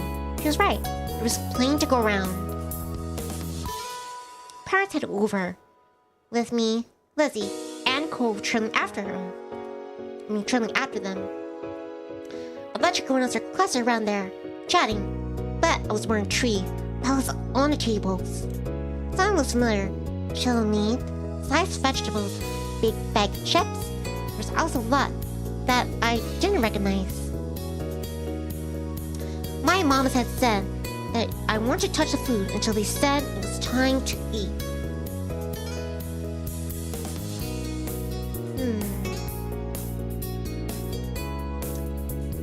I listened to the rules. I felt that was important. I saw that Mommy and Mr. Holden had deposited the food and drank big glass. Mommy gave the cupcakes one final ray look before turning to me with a smile. Since there's a topic at hand, how about we freshen up with something to drink? Yeah, That'd be great. along with the ones out, there was a gigantic ice cooler on the ground, stuffed with cans of soda, boxes of juice, and milk, as well as bottles of water. My drink was... milk. I slurped the creamy milk through the straw until, all too soon, looks like I'm only air. The little group took a break while everyone quenched their thirst. Mr. Holden smacked his lips, pantomime enjoyment. That hit the spot for But your kids should go have fun. Take your stuff with you. Join the other kids playing games. Just don't go too far from the tables. We'll be keeping an eye out, so don't even think about sneaking off. We're not going to have other parts of the park today. Lizzie huffed at that comment. Lizzie then sound directed at her, but she scanned the surroundings. Nodding her head towards a group of kids. Like general directing their battalion, she pointed the way. Come on! Come on, let's go over there. Cole's mouth was downturned as he looked from the parents and the other adults to the new kids. Clearly, not figuring either option. Ultimately, he hunched his shoulders and tagged along after Lizzie. I went to play with other kids too. I followed after Lizzie and Cove. They're waiting for me on the outskirts of the group of parents. Hurry up! I picked up the pace, moving into a jog, and Lizzie pelted away at full speed. Cove and I had no choice but to break out into a run. Their kids were far out in the field. Still, at my speed, it was long until I reached them. As they approached, I turned around to greet the newcomers. Hi! Hi, I'm Lizzie. That's my sister Nivni. The one with the cast is Cove. Hi. Cove sibling lifted a hand in greeting. There's scores of hellos and names from other kids. One of the kids looked like about Lizzie's age, or older. A couple seemed to be the same age as me and Cove. There's one with a tiny little thing with his arms folded over his chest. What are you up to? The first kid, a boy with curly black hair and neon green sneakers, who introduced himself as Hayden, shrugged as he looked to the others. Not much. The second kid piped up. Lisa had her face obscured behind huge glasses she wore. We haven't decided yet. She glanced wistfully over her shoulder. While her gaze, I saw the spray of water first, and heard a shriek as someone got splashed in the face before I spotted the person shooting them. Some people are playing with water guns, but there aren't any left. The smallest kid, Noah, grumbled at that. I guess that was why he was sulking. Spencer, who hadn't said much, patted his shoulder. So that's out. The new kid raced over, with a glint in her eyes and her braids streaming behind her. I spotted the plastic orange pistol in her hand too late, and tried to re-impress. Rude. Hey! Lizzie, who had been caught first, was fuming. Cole wiped the water from his face and rubbed at my ear, trying to dodge the water that pulled there. Don't spray people. Pushed her away. Hey, don't spray people. You're with Lizzie. I was with Lizzie. It was me to spray people who weren't playing too. The girl simply darted off to find more victims, unaffected by my reaction. She doesn't mean anything by it. Lizzie tutted, flicking her hair out of her face. The girl not meaning anything by it didn't change the fact that she'd been sprayed. Cole looked simply unimpressed. Lisa's face lit up. She had an idea. Hey, we should catch her. She won't be able to spray people if she's running away from everyone. Yeah. Cole nodded as Urkus murmured her interest, or lack of it, in the game.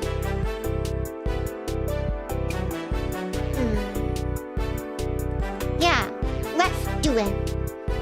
I joined the group of kids and turned off after the girl with the pistol. Spying me over my shoulder. She lashed me sharp pistol in the air when a couple of drops squeezed out. She swerved, causing discord within our team as someone stood on foot and collided with Cole's shoulder. No! Sorry. Cole shot a smile, gave me a feel of camaraderie. Oh, okay. It's okay. I was closing in on the girl, but I wasn't alone. Lizzie's face was set with intent, and two older kids were hot on their heels too.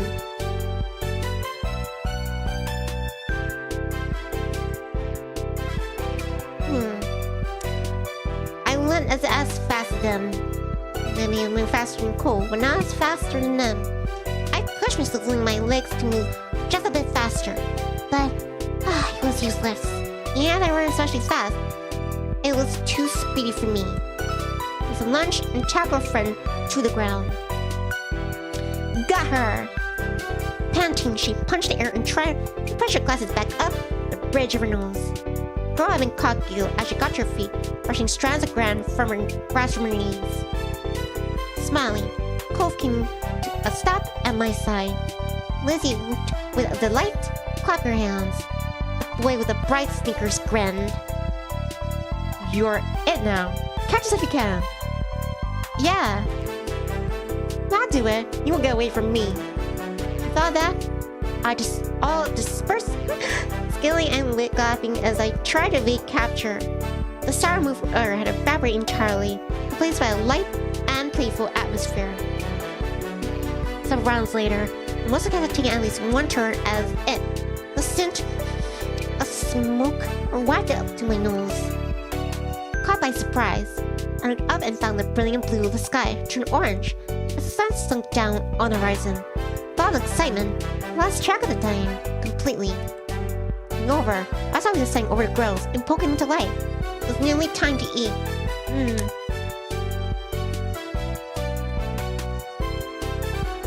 We should get over there. I'm so hungry. Our parents are different spots. Yeah. Bye. It was cool playing. Yep. Bye. Bye. I waved goodbye to our group of kids before going over to my parents, Lizzie and Cove. A tickle unfurled in my throat, murmured suspicious as I came closer to the source of the smoke. You friendly.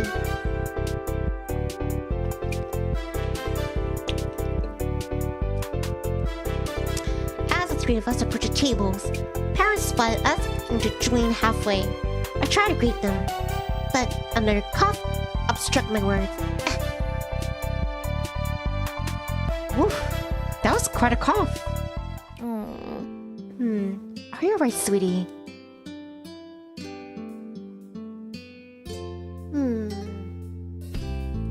I nodded confidently. Are you sure? No one needs to go up to the grills if they don't want to. Just let me know what you need. There's no response to the other two kids here. Well, you got it for me, Mommy. Of course. So, The main thing about being served is kebabs. You have what you like on there. There's different meats and veggies. well, Which I can yours. Mom is right. There's plenty of options. I want beef. I want shrimp. I want potatoes.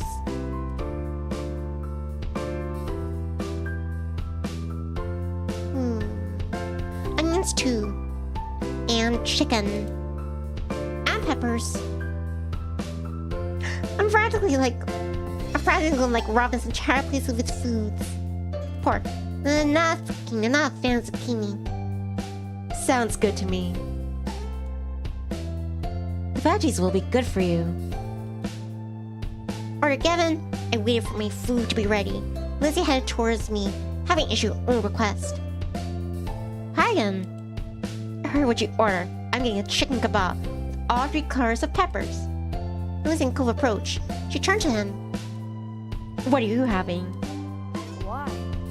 Why does it matter? I don't know, I was just asking.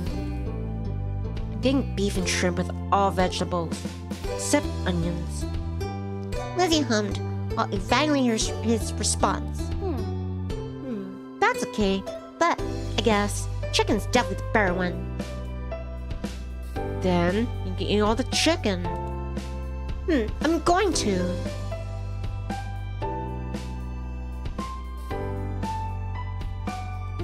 This is a stupid argument. Yeah, it is. It is an argument. We already finished. Lizzie peered over to the grounds where the kebabs were being handed out. For an assortment of kebabs collected in my parents' hands. They're coming over. Don't get jealous of mine when you realize you made the wrong choice, Cove. I didn't make the wrong choice. There isn't a wrong choice. It's just kebab. It's just what kebab somebody eats. The person serving gave mommy one final kebab. Then my parents moved over to rejoin us. Between them, they were carrying 6 kebabs, one for each of me, including Cove and Mr. Holden. We've got the goods. Cove's daddy's looking for a place we can sit. In the meantime, they began passing the kebabs to rightful owners. Lizzie smiled smugly as she received hers. Those are pretty big, but be careful not to drop it. Try not to poke yourselves at the ends either. They're sharpening, you might think. Hearing that, I gently pushed the tip of the skewer against my finger. It feels like the point of a newly sharpened pencil. Though it didn't hurt my hand, I wouldn't want it scraping the roof of my mouth or jabbing my tongue. Mommy clicked her tongue. It would have been nice if the options were a little easier to manage. Less of us to eat, especially for smaller kids. There aren't many plates for everyone, so set the food down for a second. True. That's what you get for the price of free. But you can hack it, right? Lizzie nodded, head vigorously, clutching kebab like a trophy. My parents led back to the tables. It was made evident why Mr. Hona had been sent to scout out. The benches had quickly filled up as people got their food. Mr. Hona was standing over a corner section near the edges of the sitting area. He beckoned the group over to join him. I clambered onto the bench, taking care not to let my kebab slip from my fingers. Cove took a seat next to me. Lindsay took the other side. Moss passed the final unclaimed kebab to Mr. Holden. Thank you. Thanks. This looks delicious. Thank you for getting space for us out here. Everyone tucked into their food. I gobbled up mine eagerly. I'm partially struck by awkwardness from my skewer. Running around with other kids, I helped me work up an appetite. Miss Holden, what'd you do? Well, I do a lot of things. Do you play golf? Well, if you count mini golf. One look at Lizzie's stricken face confirmed that she did not. She could enjoy the occasional round at a mini golf place, especially at audience and press. But my sister took her passion very seriously. Then it's been years since I gave it a shot. Cove groaned at the feeble pun. I'm gonna. Shut. Go. Yeah. Mom chuckled. I wasn't sure if it was responding to the joke, or Cove's annoyance, or Lizzie's offense. Don't worry about it. Just as well. Should be dragging to the green every week. That's because I've got dedication. You need a good drive or 2 to get far. Mr. Queen nodded, clicking his tongue in appreciation. Cove looked from his father to my sister, lost in conversation. A class in golf and wit. I don't get it. A drive is a type of golf shot. You should give golf a real try. Maybe let me teach you some tricks. Don't try to change my dad to be more like you. Liza gave Cove a dirty look at the accusation. Mommy felt the need to move the topic ahead before it got heated. Oh, nice. That's really sweet of you, but I'm sure Mr. Hun is busy. Might not have time for another hobby. Yeah, I don't think I'm made for that. Still, offers appreciated. Why? Then tell me something you really do already. Just go away every day. I like scuba diving. Though with the business, it's more work than play these days. Surfing, reading, snorkeling.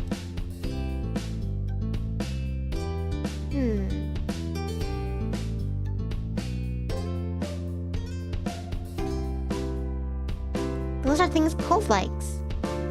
Mr. Honan exactly puffed out his chest.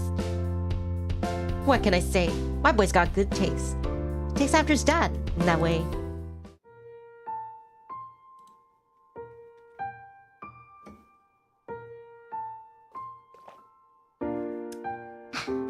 The sun was setting when I finally got my food. By the time I finished night had truly fallen. My sticky finger was the only thing remaining evidence of my meal. The Kabbalah had a great combination, more than some of its parts. The seeming of freedom, choose every ingredient yourself, is what made it something to remember. Rising from the table, Mommy held up her water bottle. Okay now. The food is gone. You gotta wash your hands. Okay. Nivni, Lizzie, please hold them out. Leslie complied, coming over and cupping her hands together in front of Mommy. Mommy splashed some water over her fingers, and Lizzie rubbed them together, working off any residue. Here. Mom passed her paper towel from her purse, and Lizzie used it to dry off her hands. Your turn, Nivni.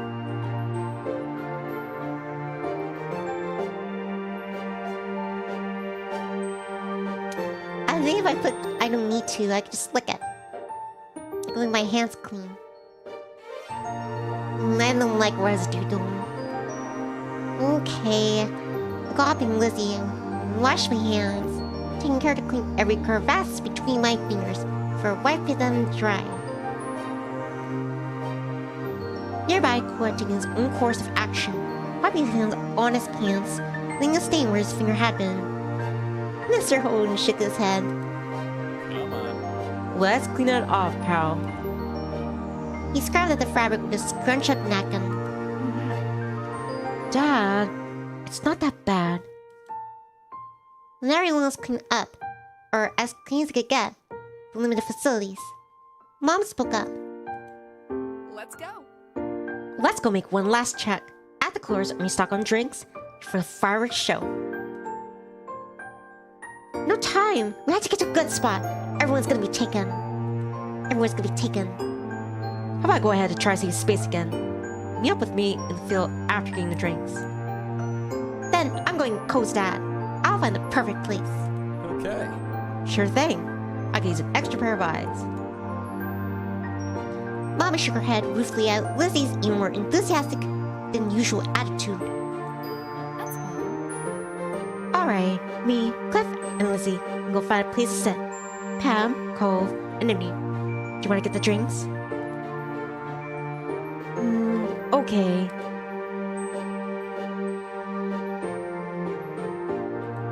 I nodded. As Mommy, Lizzie, and Mr. Holden off in the wide, open field, the fires were being set up. I joined Cove and Mom and returned to the cooler where I picked the drinks earlier.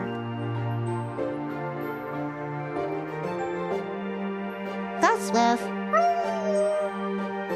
Cause moo, I'm a short cow for a short pink finch.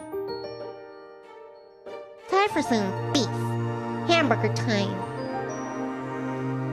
Turned to the cooler as we picked up drinks earlier. Even as I approached, I suspected I wouldn't find much in it, where it had originally been stocked to the brim. It's now half empty. The ice, which had cushioned the drinks and kept them cool, was largely melted, with only a handful of pieces floating like tiny icebergs. Slim pickings. Casa says no, I'm too cute to be eaten. Silly Ghostwolf. Drinks that remain looked to be vials of plain water, but I caught a glimpse of something more colorful in amongst them. Mom reached around the cooler, exiting a couple of juice boxes from the bottom of an process. Aha! Nivni, Cove, you can take one of these if you want. Perks of helping.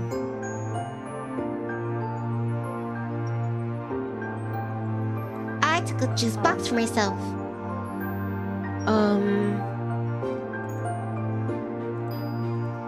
Cove hesitated, but decided to take a juice box for himself. When we loaded up with our chosen drink, plus an extra bottle for two or someone else in the group, Mom's phone started to ring.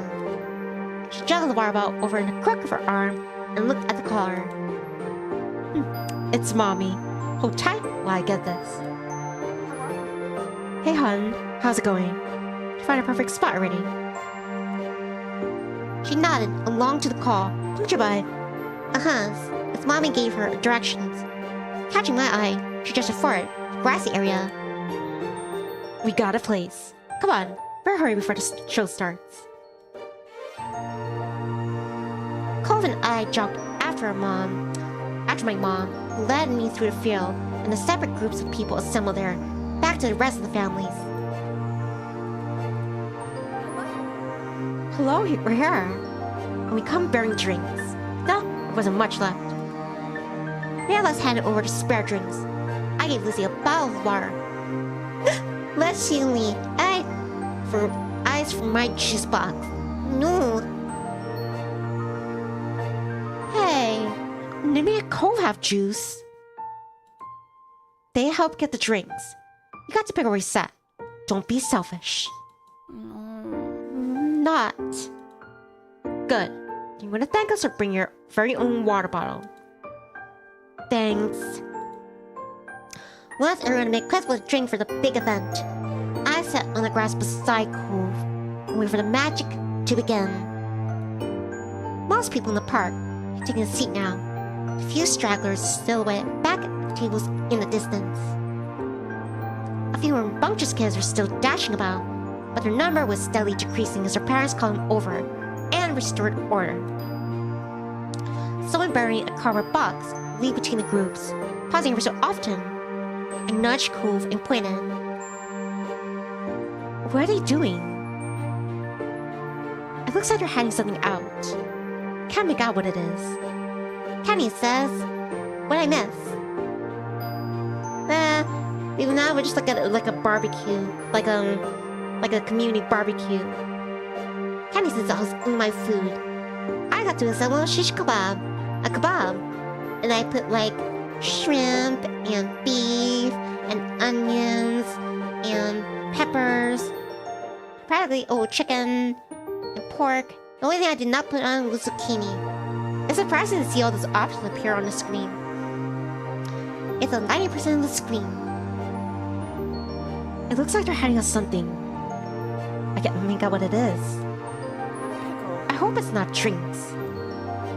Mommy chuckled, but Lizzie and Cove are now watching the store of the mystery goods keenly. Are they come to us too? Bob softly put her hands on top of my sister's shoulders, as if she feared Lizzie might go over to the stranger. Lizzie glanced at her eyes locked on the potential prize. I don't know. In that case, We'll have to wait and see. I was intrigued. Studying the man with the box closely as he gradually meandered nearer. I could make out he was handing out small items to most of the groups he stopped at.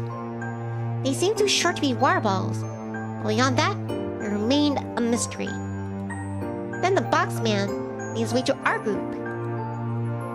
Evening. I'm handing out dessert. Any takers? There's dessert? Lizzie squealed, hopping off the ground. The man chuckled. Ooh, ice cream in a cup. Well, that's sherbet or something.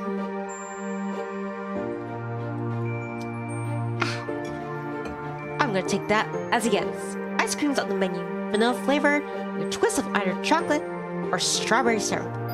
nice. Nice. None for me though. Thanks. Same, but the offer is appreciated. Candy says, yeah, I can't stand about your chimo. It's so cute. Thank you, Kenny. Nah. Yeah. I want chocolate. Can I have strawberry? And a strawberry for me too, please. Now I was gonna make a decision. Chocolate or syrup? Chocolate or strawberry? I love chocolate, but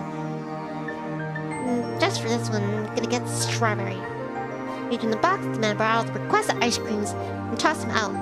Came packaged in a little plastic cup, complete with a wooden spoon stuck to the paper lid. The condensation wet my fingers in a pleasant way. Thank you. Thank you. Kids, are you to thank the nice man too? There's a chorus of thanks. He cordially nodded and walked off to another group. The man couldn't spend much time with each group, considering how much many had to get to.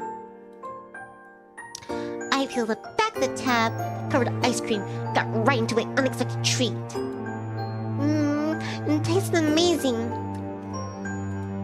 Lizzie was definitely enjoying hers. Cove was too. Lizzie munched away happily, but it ultimately didn't succeed, monopolizing her attention. Kenny says, "You're doing Left 4 Dead 2 after this." Yep. I want to finish these. I think the last 3 chapters of this, like, it's called the first stage. And then, like, then do 1 chapter, the one after that. And now, call it the stream. Now take a break. And I'll decide Left 4 Dead 2 campaign. Lizzie munched away happily, but ultimately didn't succeed in monopolizing her attention. Eyes wide, she looked at Mommy and pulled on her pants. Please. I didn't get strawberry. Can I have some of yours, please? Of course. Of course, sweetie. Lizzie cooed with excitement, so I presented her with a dollop of ice cream and syrup mixture. Licking her lips, Lizzie lapped it up. Mommy, come on now. Lizzie has all the ice cream she needs. She suddenly laughed and pinched Lizzie's cheek, and dug her spoon again, and it out. Ah, to me. I just can't resist. You know what I mean? Would you like some? Would you like some of mine? She already got that flavor. But that's not the same as getting a little extra from your mommy. I'll pass on the bite. See? Nami knows how it is. Doesn't hurt to ask. Cove watched exchange suddenly, the blank expression. Mom, on her hand, shook her head, fond smile on her face. Well, you better at least give me some, too. You could have gotten your own if you wanted some ice cream. What? What? The kids have ice cream right, and you're getting some of yours to boot. And I have nothing. Now's when you decide to be firm. Kenny says, I need to go now. When you finish my therapy. Things also good news. I just got rid of depressed and loneliness.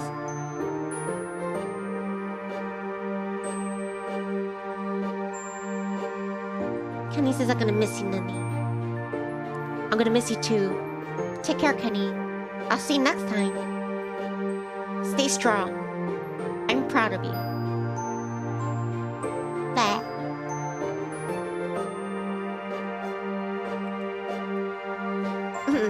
Laughing, Mommy fed some ice cream to my sulking mom. She could have never actually followed through with being tough. There. All better now. Yes. Good. How about you, Cliff? Would you like some? No. It's okay. But thanks for keeping me in mind. Cove, it's only fair that you get a choice too. Kyle shook his head firmly, posturing his own cup. Mommy smiled. Okay. As long as no one is feeling left out. Mom was always so nice to everyone. I looked at Cove, sticking to his ice cream which bore the same pickish red twirl as my own.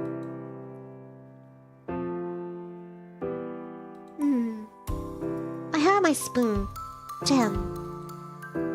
Glancing up at him, Cove cocked his head at a curious angle. Huh? I already have that one. I want to share it anyway. Cove looked around bashfully, nodded nonetheless. I took out a bit of ice cream, held my spoon out to him. After an furtive glance, he nibbled at it. He seemed lost in thought though, almost like he was contemplating why he took ice cream he didn't really need. Oh. Mom was gazing at the two of us. Her mouth was an open smile, as if she was about to say something. But Mom tugged on her collar. Don't embarrass curse them. Cole didn't appear to hear the exchange.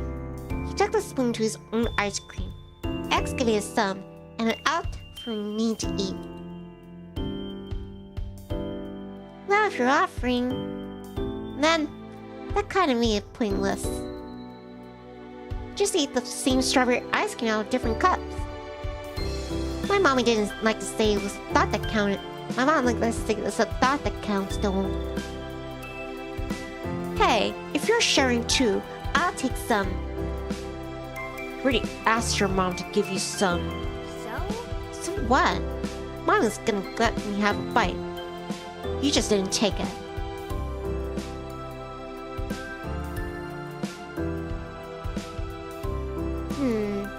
None for you. Lizzie stuck her tongue out at the both of me and Cove turned her attention back to her own cup of ice cream. Then the first fire cut through the sky, whistling as it ascended until it hit its crescendo with an explosion. The park flashed as it lit.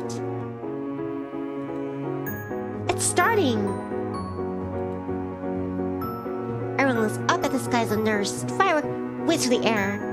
With each explosion, Lizzie would jump into the air.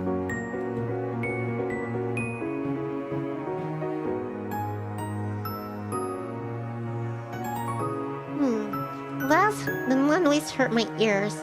I covered them. Spotting discomfort, Mom came to sit beside me, placed her own hands over my ears, hurrying muffling the cacophony from above.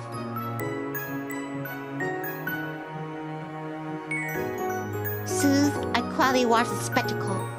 Having Mom with me made me feel better. It didn't seem bad to take in the fireworks while she was around. Cole shoved around, his eyes worried, lingered on me before darting giddily away when he met his gaze. Mommy's gaze was on me. My parents made eye contact. Mom gestured with her hand to silently say things were fine there. Mommy smiled, then hopped to her feet and joined Lizzie in jumping up in tandem every crack of a firework. They had a little party together. Wish I wouldn't watch the fireworks scene impassively. He did smile at me and give a thumbs up when he noticed I was looking over.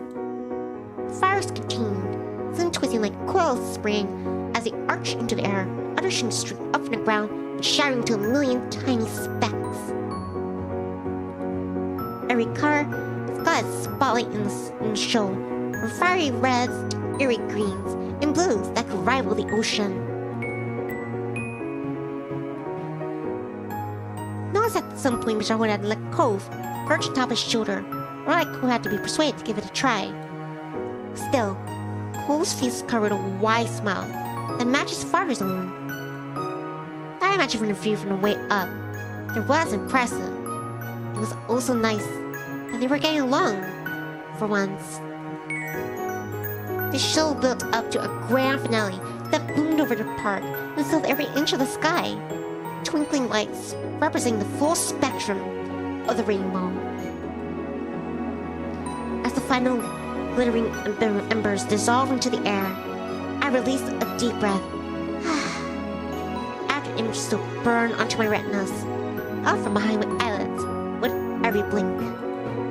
Within a minute, the image had been lost, but it was still burned deeper still in my mind. I'd been so focused on the show, my foot had gone numb. Beneath me, it was only when I attempted to stand and I felt a tingling sensation of blood running back to my toes. Cole was on the ground again. We both shared a smile, knowing that he enjoyed the show just as much as I did. Every so often, while the fireworks were going off, he glanced over to see my reaction. Though the sun got down long ago, the air on my bare arms was warm. I took in the Giddy family, their spirits buoyed by the firework display. Then, a new friend and his father looked happy in their own, quieter way, and smiled. This had been a pretty special night.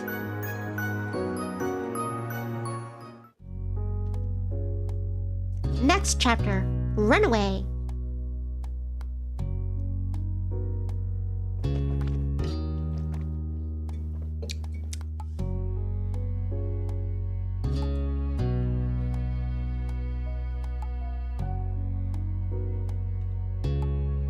Ooh, and let me see too, just in case.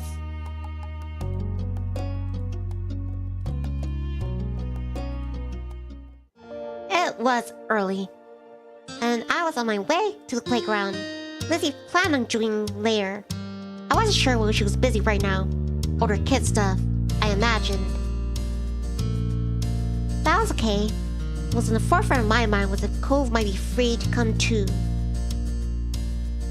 As I walked from her street, wondering how I might find my neighborhood. Find my neighbor. He appeared right in front of me. I once I felt he was a mind reader. Hi, Cove. You come to the playground with me? No. No.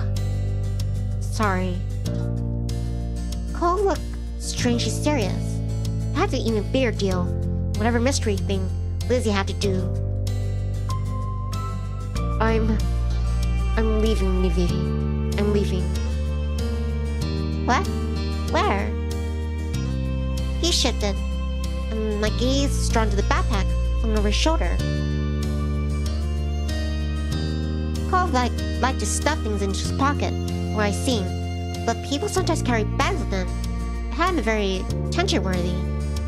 Until now. The bag was decorated with cartoon waves and dolphins. He gripped one of the straps tightly with his good hand. I just wanted you to know. Cove didn't glance up and meet my eyes. I started to grow worried.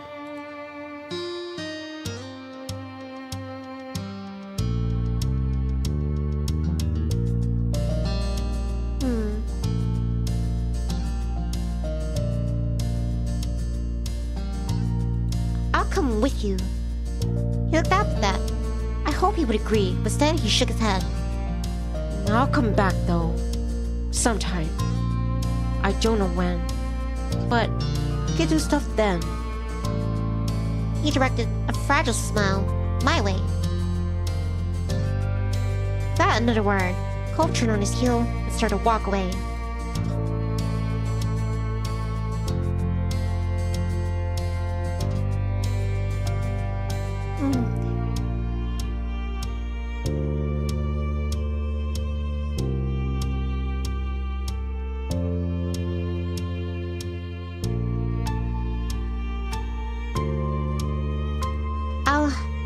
I'll see you when you're done.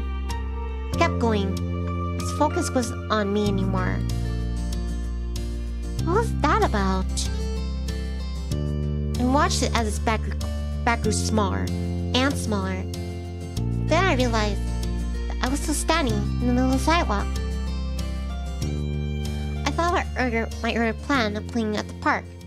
Suddenly, it didn't seem as fun anymore. I'm not without Cove. But it wasn't like I could force him to play with me. He had things to do.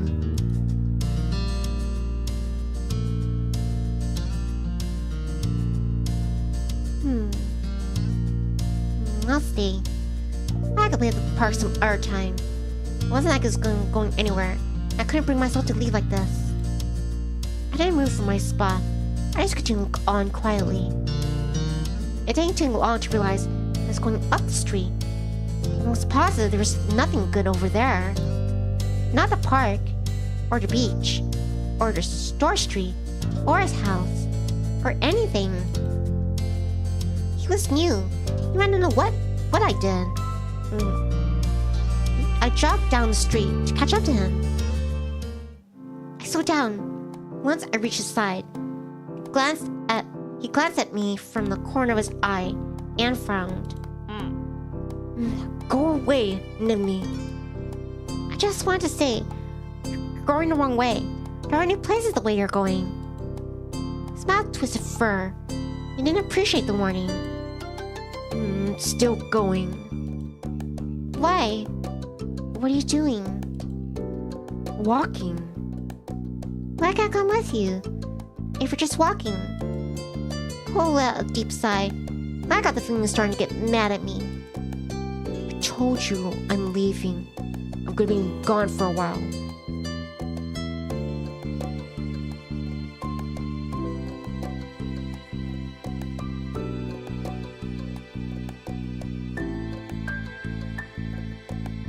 No, I still want to go with you. You can't. Why not? Cole came sudden stop. I almost kept walking ahead of him because I didn't expect it. My dad doesn't know. Come, You'll get in trouble when he finds out. I felt a knot start to grow in my stomach. You're not supposed to be leaving. Expression was grave. He shook his head. Dad isn't home right now. I left him a letter, so he won't get confused when he gets back. But you can't tell anyone about this, okay? You can pretend you never saw me.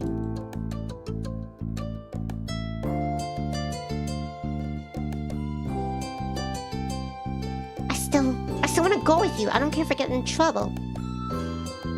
Don't do it all by yourself. Cole's hard expression wavered. I could tell that he hadn't expected me to say that. Really? Really? You think that's like a bad idea or something?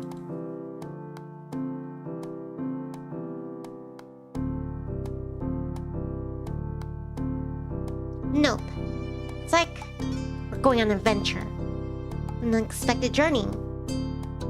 An adventure. His lips curled into a smile. Okay. Okay. You can come. I grinned, pleased that he gave in so easily. I thought it might take longer since he was so set on going alone. I turned a bit in the middle of the sidewalk, and so did Cove when he saw. I pointed over my shoulder with a thumb. Let's go to my house first. I can get my backpack. We can. Sorry. If we're gonna be away, I better check some stuff. It's not that. I don't want our parents to catch us. Your moms could think it's weird we have bags. They might ask. We don't have a lot of time anyway. He motioned to his backpack, patting his hand. His front bulged out slightly. Her ex says it's okay. I think Nivni will be here when you return. It's okay. Don't worry. I packed snacks. It'll be alright. I was taking it back. Just made food to eat.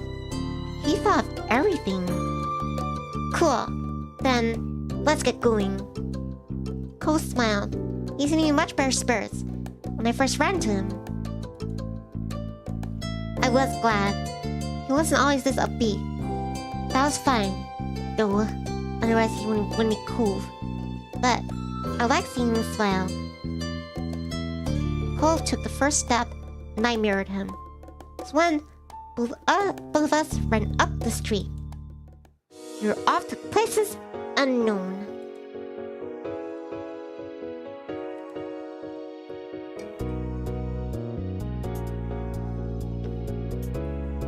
I ran to the first neighborhood like that, my feet pounding on concrete. Whenever one of us got tired, we'd take a break for a minute. When there was a sound, I'd be off again, in case someone I knew might realize what we're up to. Because of how cautious we were, two of us didn't run to anyone, not even our kids enjoying their summer. It was like we were spies, or superheroes with secret identities to protect, or on the run from bad guys. Exciting it was. I was glad when I got the opportunity to take a proper break.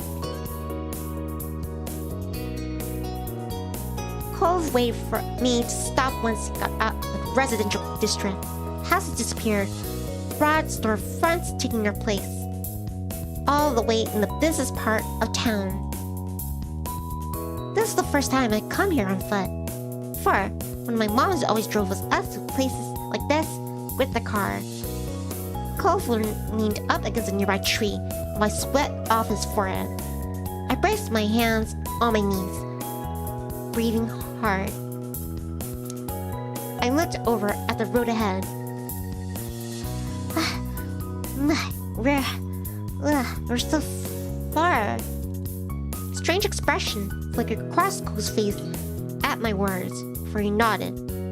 I spoke again, still huffing. My mom's bringing me and Lizzie here. Like cream for shopping. Yeah, I've never been here before. Not without Dad. You look pleased by that. We're doing good. It's not even nighttime.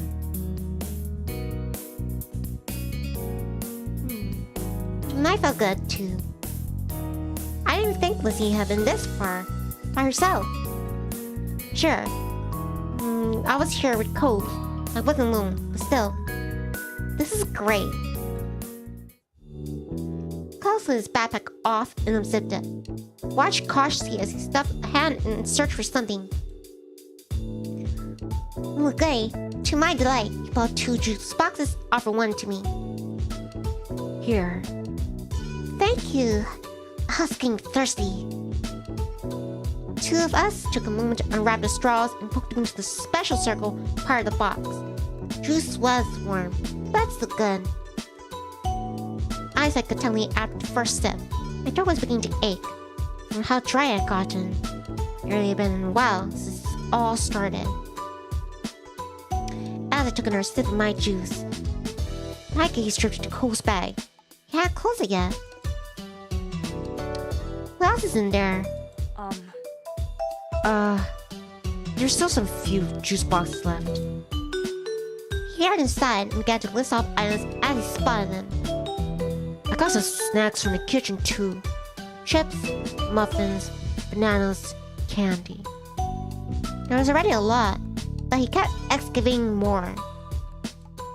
I also took a couple of clothes, a flashlight, first aid kit for my dad's bathroom, and a blanket.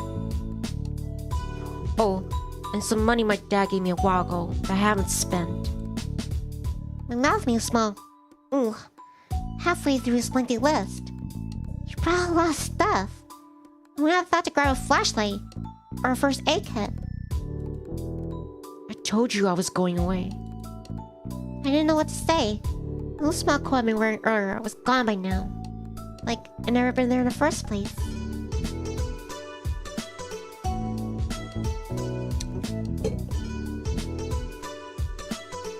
I watched as he zipped up his backpack and slipped it on.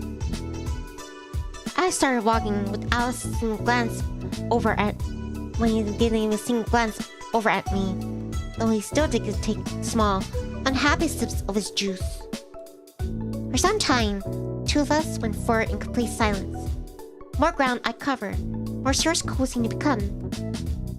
He hadn't looked at me or said anything in a while, just taken an empty juice box from me and stowed it away in his bag. And that was it. I knew that there had to be more to all this. For him, it wasn't a fun adventure. It never was. The sun dislodged itself from the place in the sky, between lower and lower. Street lamps came on, as if they were anticipating nightfall.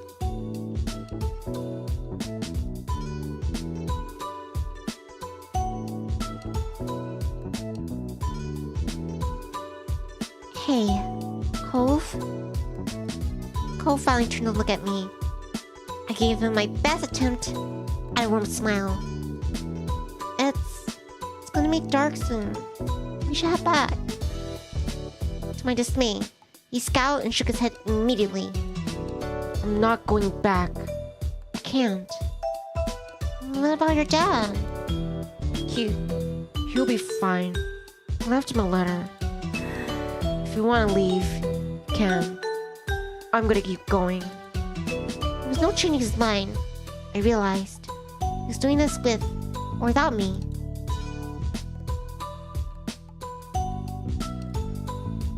I wanted to go home, but not without Cove. Being all alone would be much worse. Okay, I'm coming with you. His features softened the slightest bit in my response. I had the feeling was relieved by my decision to stay. 2 of us continued to trudge past the storefronts. Silence fell over me again. I had no idea how to break it, or if I wanted to.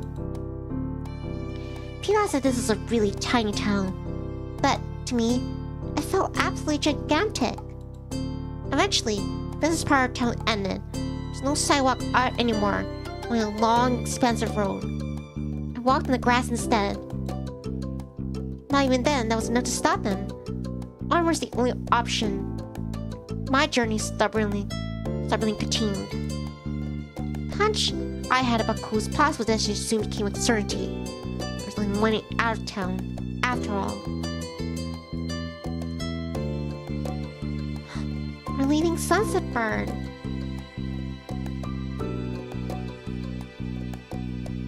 My feet hurt, and I was tired.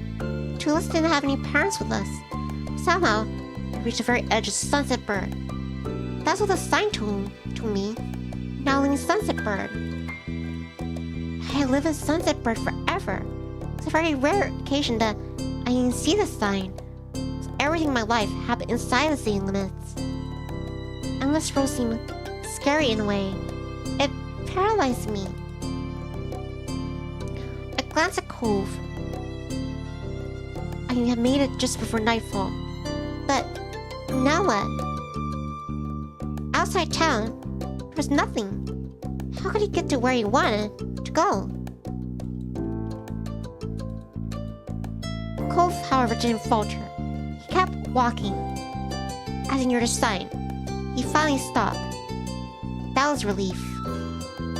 He took off his backpack and sat down, crossed his legs beneath him. I lowered myself beside the boy as he zipped his bag open and rummaged through it again. Whoa. Well, what snack do you want? I'm a little taken back by his voice. A while since I last heard it. Pursing my lips, I recall the snacks that he listed off earlier. I want... banana, potassium. Banana, please. Pull out a banana for me and a muffin for him.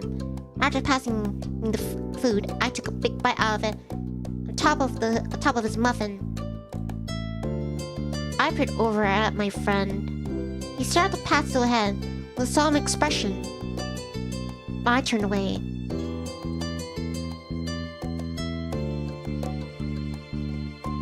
The sun had set some time after the both had finished eating. Now it was dark, apart from the faint moonlight.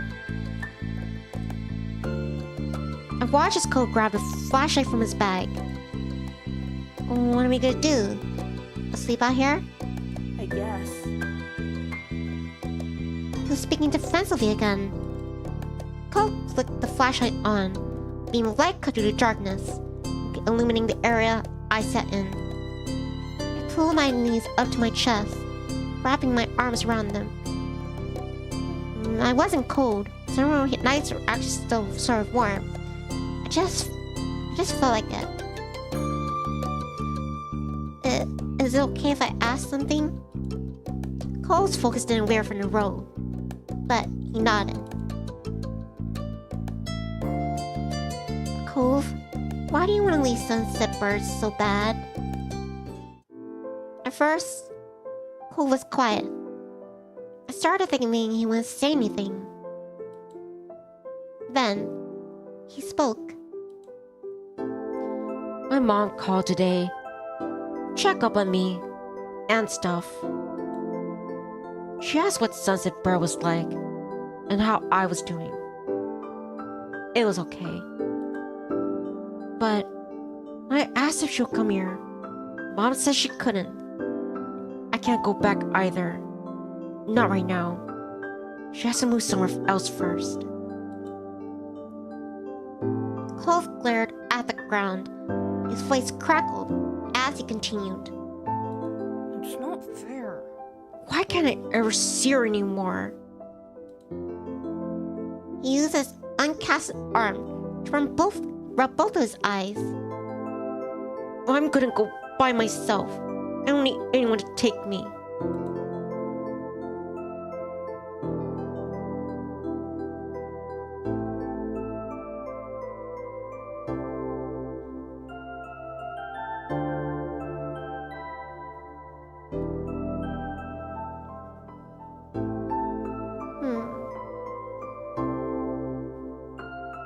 was all too much.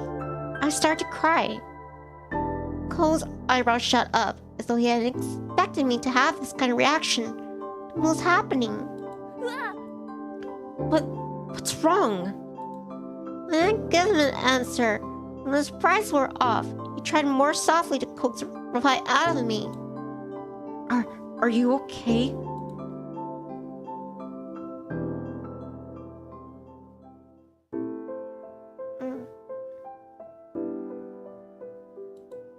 No. I want to go home. His lips clamped together, and he awkwardly held his hands up in front of him, so he wanted to do something. But he wasn't sure what. That's alright. You can go back wherever you want to. I have to go by myself. On the whole road again. I'm sorry. Then he shook his head like he was trying to clear it. He spoke some more. It was mostly to himself. If I don't go see my mom, then she's... Fresh tears glistened in Cole's red-rimmed eyes. He stubbornly tried to blink them away, but I stepped down his cheeks. My heart twisted in my chest. No matter what, I hated him seeing him cry. What happened? Mom doesn't call that much, and I haven't seen her in so long. Cove hiccuped, wiping his face with the back of his arm. His glasses got shoved up awkwardly. As a result, If I don't go, she'll be gone. She'll forget about me. she wouldn't do that. How do you know? Because no one could ever forget you, Cove.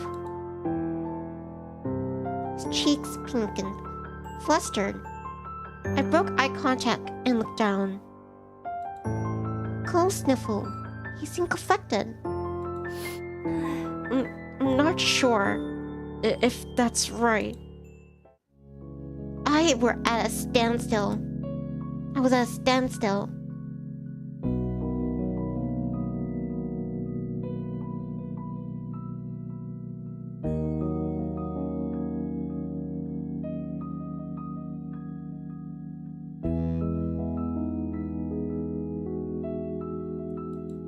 Everything will be okay if you just go home. Cole's brows furrowed, a scowl appearing on his lips. Nothing's gonna be okay. He turned away from me. I stared at his back. I couldn't just stop. Please, Cove. After a few minutes of sullen silence, Cove twisted back and looked me in the eye. Okay, let's go. I don't want you to get in trouble. I don't want something bad to happen. He was doing it for me? That did give a warm feeling inside, even if he wished he didn't want to leave in the first place. And that was that. Together, I walked away from the exit sign. My feet hurt a lot by this point, and I was tired, but I convinced him.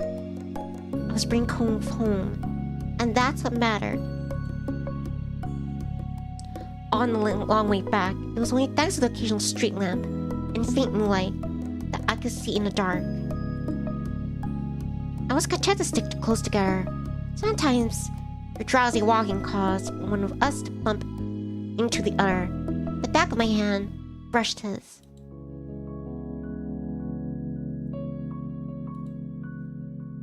I reached out and took his hand. It slipped into his easily.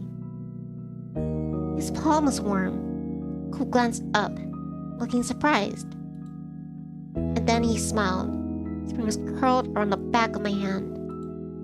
Two of us continued down the street, hand in hand. I wasn't sure how much time had passed. All I knew was that one moment, we were fighting the drooping of our eyelids while shuffling near Cove on the sidewalk.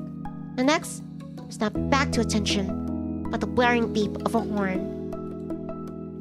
Cove froze. I looked around to see a car approaching. It was difficult to make out who it was. The headlights were so blinding. Instead of continuing down the road, the car so near where I sat. The window rolled down, revealing the face behind the wheel. It was very familiar. Nivni. Mom! She shouted back, and just because there was some distance between her and I. Where have you kids been? I've been looking everywhere for you. I was trying to help Cove.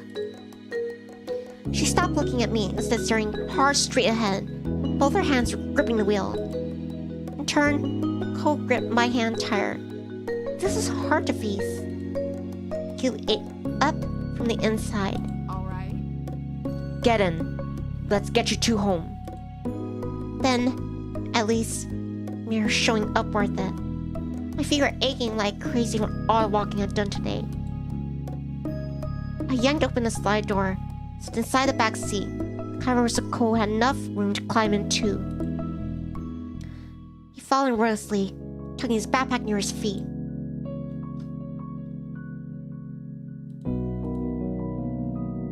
My mom looked at me and Cole from the rearview mirror. Two of you had us extremely worried.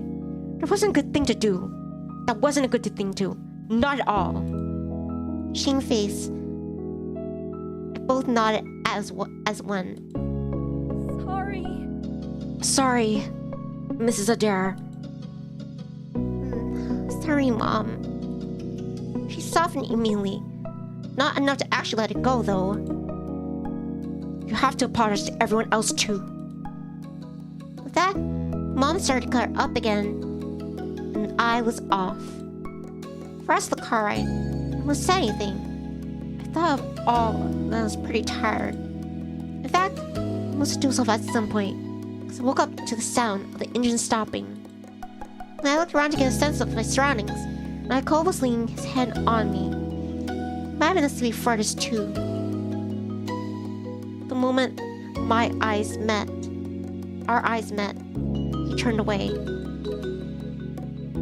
We're back.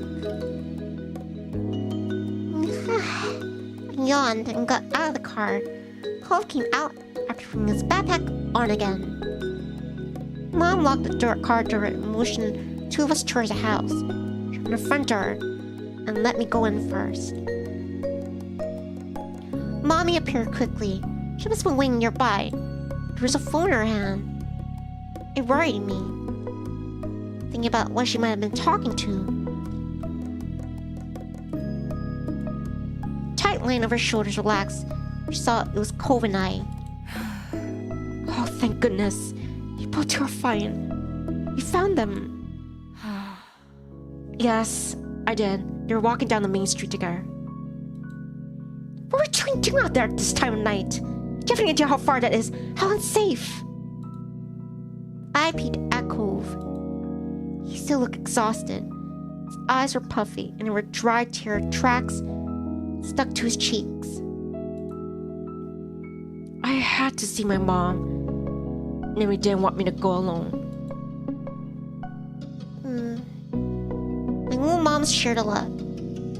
I wasn't sure what it meant, but they always did. I wonder if they could read each other's minds. Since they were communicating telepathically, I still glanced around the house. Lizzie wasn't anywhere in sight. Where was she? She must have finished whatever she was doing that morning, like ages ago. Where's Lizzie? Your sister's in her room, fast asleep. Same way you should have been. She went out earlier to look out for the two of you. When she accidentally found out you were both missing, she tried to pretend otherwise, but you made her heart sick with worry. Said she checked all the hiding places she could think of, but couldn't find either of you. Cove and I exchanged remorseless glances at that. Mommy noticed the discomfort. Okay. You two must be sleepy. You can sit down whenever you like. Mommy smiled warmly and motioned to the living room. Cove looked up at her and lumbered over. I followed close behind. Living room wasn't far, only separated by a wall, so I heard my mom's talking softly. He wanted to go see his mother. Poor thing. Well, That explains it, at least. So I'm not sure it excuses it. It was so dangerous to go into a town like that. He's having a hard time right now. Can't expect a child to handle it maturely. True. It can't be helped. But that's enough of that. Tell Cliff and Urza he's here. Panic is out of hand. There could be riots. is that alright? I'll call.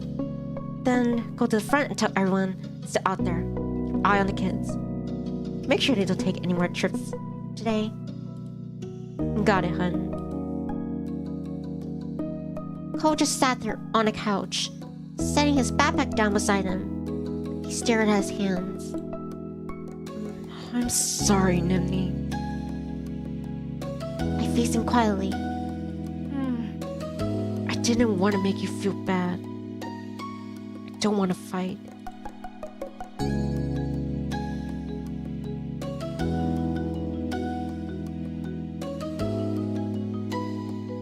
You won't do it again. I won't. Not for real. Okay. I don't want to fight either. How you apologized didn't make me feel better.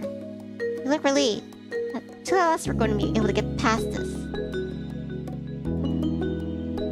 Before I could say anything, the front door opened. Mom was back. There's someone close by her. He made a beeline for the couch. His gaze trained on his son. Cove? Cove! God, are you alright? Strands of his hair had fallen out of his ponytail. His eyes were darkened, like he'd been crying. Cole stared up at his dad, his own eyes wide behind the frames of his glasses. I hadn't expected it to be such a big deal. I'm okay. Good. That's good. I'm so glad to hear that. He clasped a hand on his son's shoulder, attempting a smile. The corner of his lips twitched and spasmed. They were to welt into a frown instead. Cole seemed to have that effect on him. Someone turned to me, still smiling weakly. I'm so happy you're right too, Nivni. Then he looked at my mom's. Thanks for your help. As always. He laughed pitifully. I'm sorry. I'm very sorry for ruining your afternoon with this. I can't apologize enough. It's okay. It was no trouble, Cliff. Really. Couldn't be helped. In a way. Something was bound to happen sometime. Besides, he wasn't the only one who decided it was a good idea. He disappeared today. Exactly. Just happy the kids are safe and sound. Not for the first time that day, I recalled our original meeting with Cove. He had to run away then too. Not only as far as he had today. Cole must have felt a similar thought, because he mumbled an apology. Sorry, Dad. I won't leave anymore. I promise. Some life returned to Mr. Honan thanks to his promise. This time around, the smile was more genuine. I'm so glad. That's a relief to hear. Next time you feel like running off, come to me first, okay? We could talk about it. I'm here for you. Cove nodded. His dad reached out and amused his hair playfully. Although he made a face, Cove didn't try to lodge the hand as he usually did. Let's go home, bud. But you're tired as I am. Someone took over carrying Cove's backpack with a classic free hand on his son's shoulder when he stood up from the couch. Five of us walked over to the front door so I could see him off. Mr. Honan thanked my mom's profusely at least 3 more times before he walked out the door. Cole was mean to fall. But he stopped and turned to me before stepping through the threshold. Thanks. Thanks, Nivni. You're welcome, Cove. A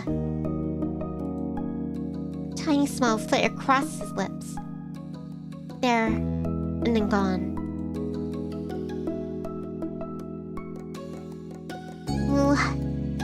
Before he was gone, we tried to give him a hug. Goodbye, after a hard day. He held me back more tightly than I could have anticipated, and was squeaked out in the waist. I'm glad you're here. The embrace was tight, but brief. Let go as soon as he said what he wanted to. With that, Cove left. Mommy closed the door behind him. I was practically dead on my feet at that point. My fatigue must have been obvious because my mom sent right to my bed. No more discussion of what happened that day. Once my head hit the pillow, my eyes slipped closed on their own. My eyelids were so heavy I couldn't open them again until next morning. I'm stretching. I look much more at ease than I had felt when we were last conscious. It was almost like it was a dream.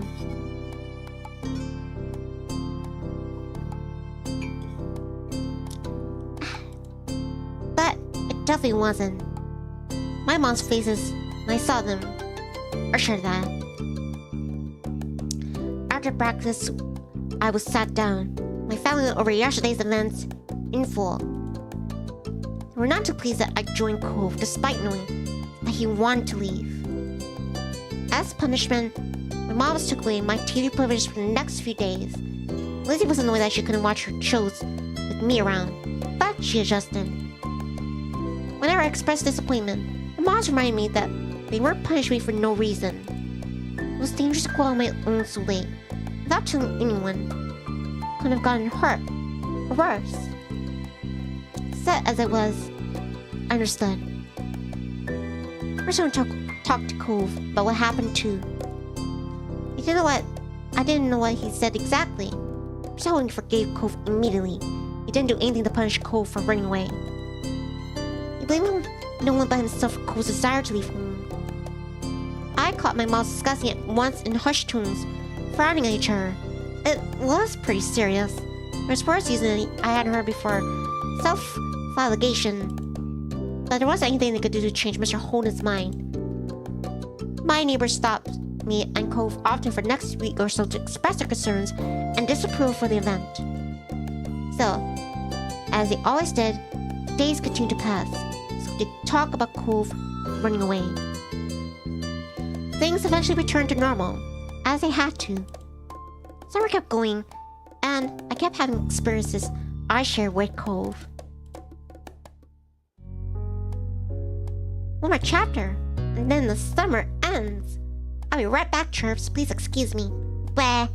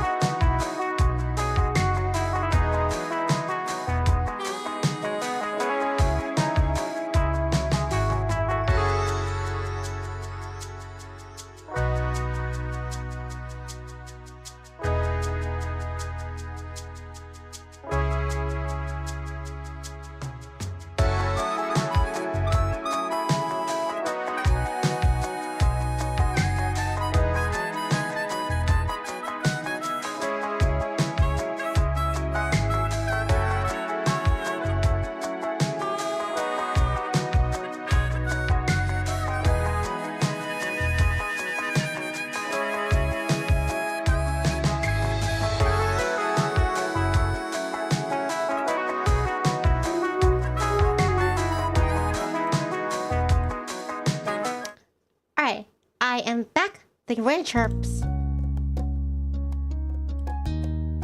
Alright, the next one is gonna be sleepover.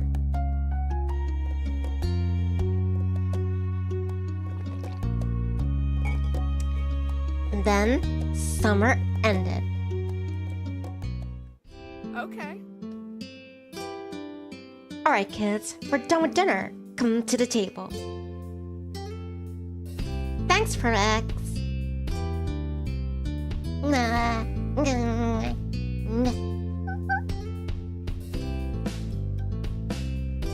My stomach grumbled. Right on time, as if per my mom's words. I halted my game and looked over. Mom was almost done setting the table. She was walking around the mahogany, in the process of laying down cutlery. Mommy was still in the kitchen, humming under her breath as she turned over off the stove, put empty pots in the sink to wash. From beside me, Lizzie stirred, uncrossed her legs and standing up. She stretched her arms above her head. Finally, I'm ready to eat. Then she cast a sly glance in my direction. I recognized that look. Last one to the table is a rotten egg. I haven't. Well, it's too late. Let's see, everybody both towards the kitchen.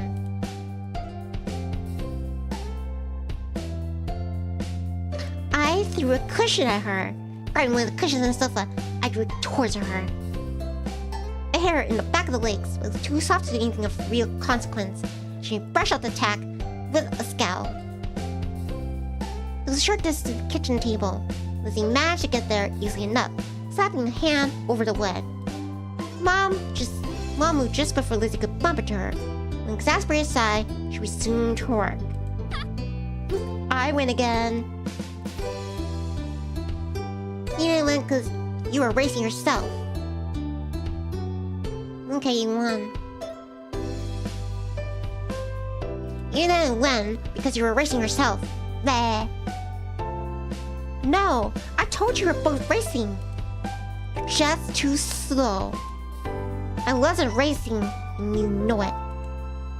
That sounds like something a rotten egg would say. Lizzie grinned, her hands on her hips, and looked over her shoulder. Cove, you be the tiebreaker. Was a real race? Was that a real race that I totally won? I blinked. I hadn't noticed that way of it doing during this little event, which wasn't much. I saw Cove still on the floor. His legs were crossed beneath him, arm with the cast resting in his lap. He looked at the two of us with a slight frown. It felt sort of strange seeing you're still so late. Tonight, Cole had come to our house for a sleepover. My mom's and his dad planned it a few days ago. I wasn't surprised. I begged my mom to invite Cove over one day. They promised they would. Now they made good on their word. I looked forward to it since the moment I found out. And I helped Mom search a storage room for a sleeping bag and extra bedding to prepare for his visit. Cove pursed his lips at Lizzie's question, but he didn't respond. He was planning on ignoring her. Not that Lizzie would make it easy. This wasn't the first time she had asked him to be referee one of her sudden races. Come on. Well, did I win or what? No. What? I don't think you won. How come? It's not my fault to be slow. Cheating's cheating, and cheaters never win. You always pick her side. Cove snuck a shy peek at me before answering her. I pick her, and she picks me.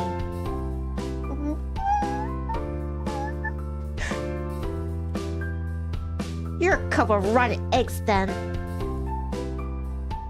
That's enough. Nobody here is a loser or a rotten egg. Each farm fresh. Which is a sentence I thought I'd never say. Alright. Now, listen to your mom. Come sit at the table for dinner. All three of you. Leslie and I obeyed, staying across from each other edge table. Lizzie blew raspberry at me when Mom turned her back. My parents brought the last of the food and took seats further down the table instead of sitting right next to me and Lizzie. When Cove was left out, he had stood up from a spot on the floor. He hadn't made a move towards the kitchen. Cove? Is it too? Slowly, he eyed the 4 seats that were left. Thanks to me seeing arrangement. My parents' choice. One free chair was beside me, another next to Lizzie. The last 2 were on the other side where my moms were sitting. You can sit next to me. Cole's gaze met my red eyes. I smiled. Briefly, he grinned back. He walked over, put out a chair next to me, and sat down. He was glad he wanted to sit next to me. He just wanted to know it was okay. Now that everyone was situated, Mom began to pass out plates. Okay. Digging, kids. I cooked a little bit of everything for dinner tonight. Be sure not to avoid all the veggies. Yes, Mom. Each person at the table served themselves, except for one. Cove hesitated again. He fetched it with his hand, climbed down on top of his knees. He didn't seem very comfortable eating stuff in someone else's house. One dish seemed to have his eye, at least. That's pineapple chicken. Wanna try some? Not really. Sorry.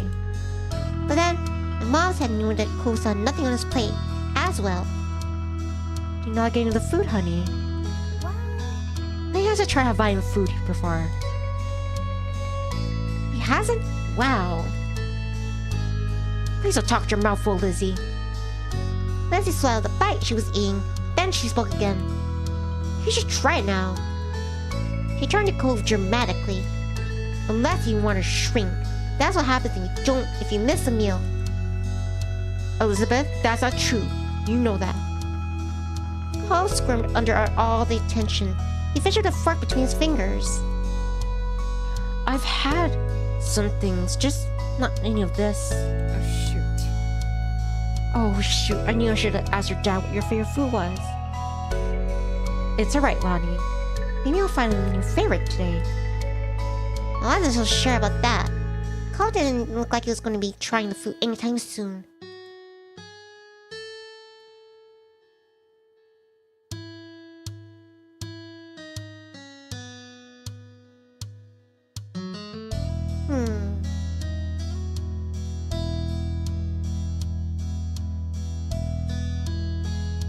You know, I think you would like the pineapple chicken. It's really yummy. He ultimately trusted my judgment. At suggestion, Cove carefully spooned rice and chicken onto the plate. I saw that he took more of the grilled pineapple than the other vegetables. I nodded, pleased. My mom let a sigh. You know what's interesting?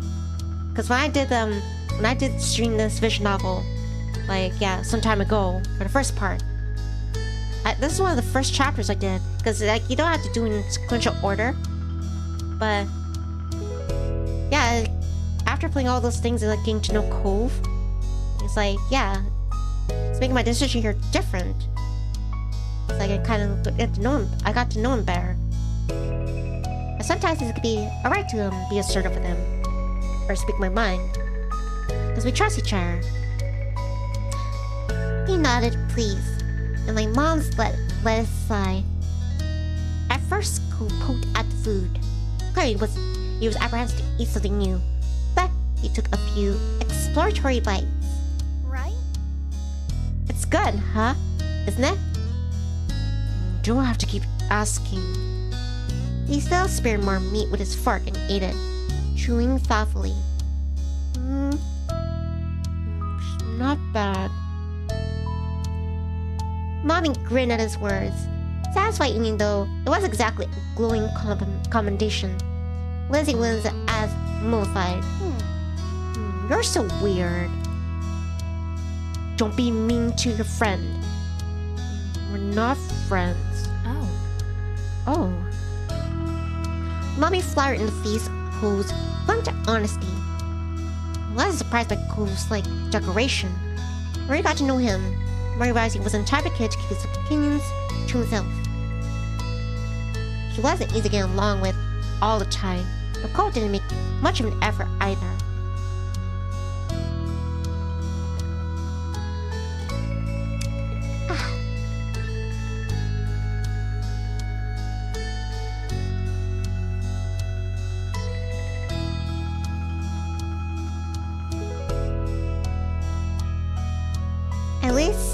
At least the two of us are definitely friends. I knew that without a doubt, the way he felt about Lizzie didn't change.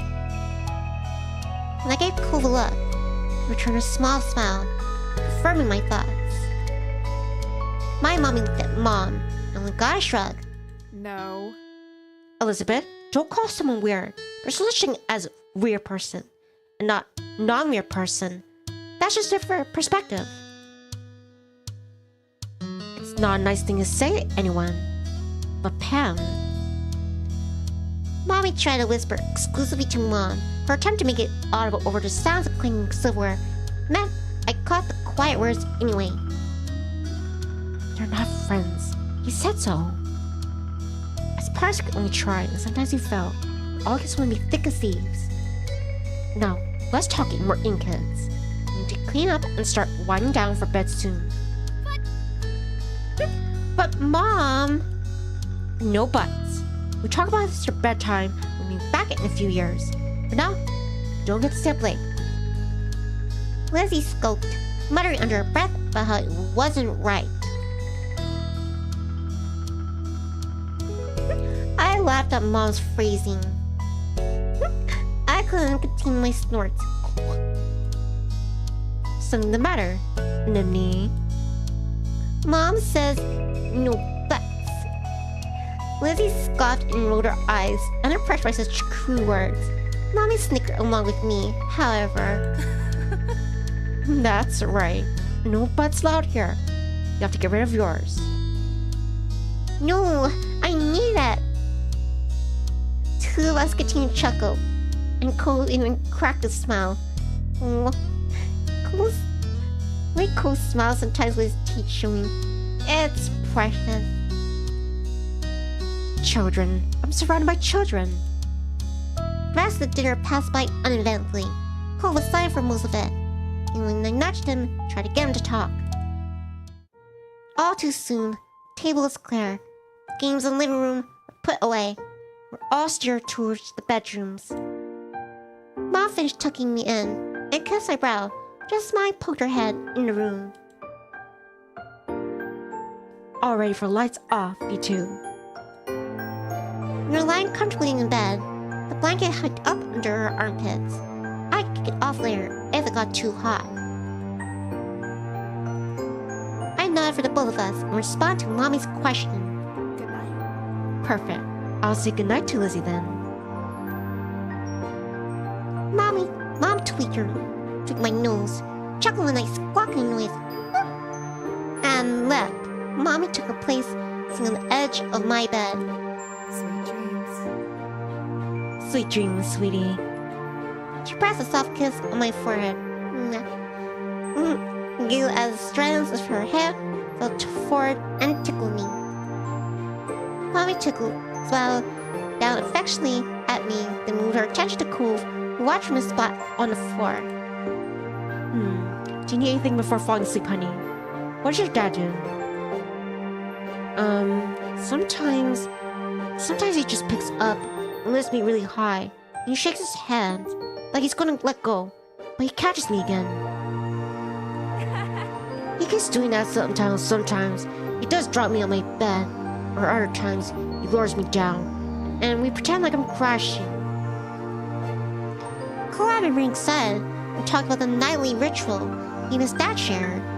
He seemed to realize how animated he was, and bashfully quieted. But I don't want to do that here. Oh, have fun. Though I think you're right, it might not be a good idea to do that tonight. Sleeping bag might not be soft enough for Aladdin. If there's anything else you need, always ask me or Nooney's other mom. But I'm the nicer one, so just don't tell her that. She laughed good-naturedly and stood up. Take care. Sleep well, Cove. Night. When it gets the door jam, she rests a hand on the light switch and looked to me. Good night. Sleep tight. And don't let the bed looks bite.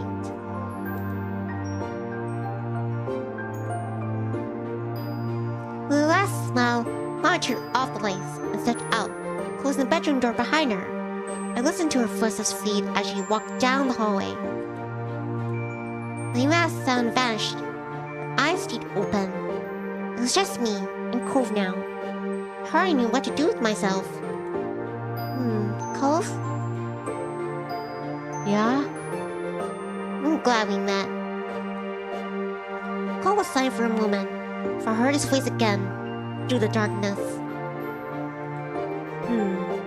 Me too. I started when Cove sighed deeply. I turned my head to look in his direction. Dark, only could see a faint outline of a lump under the covers. Cove?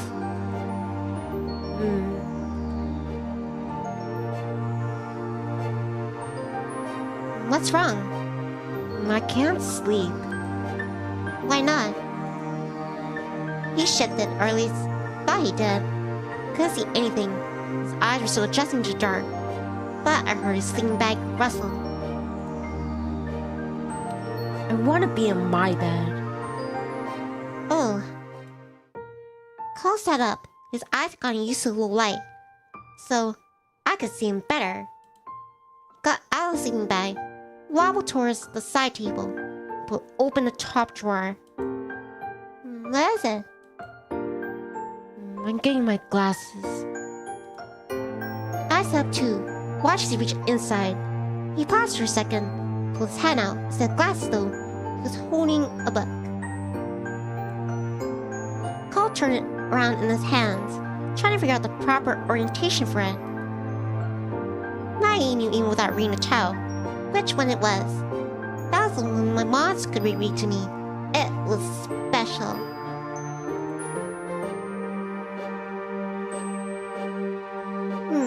What do you do with that?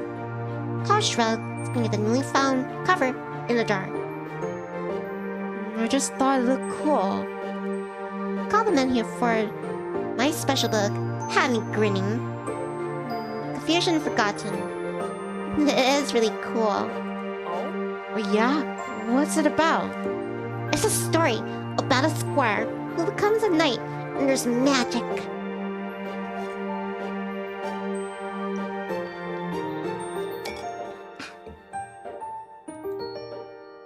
Does it have mermaids? No, but...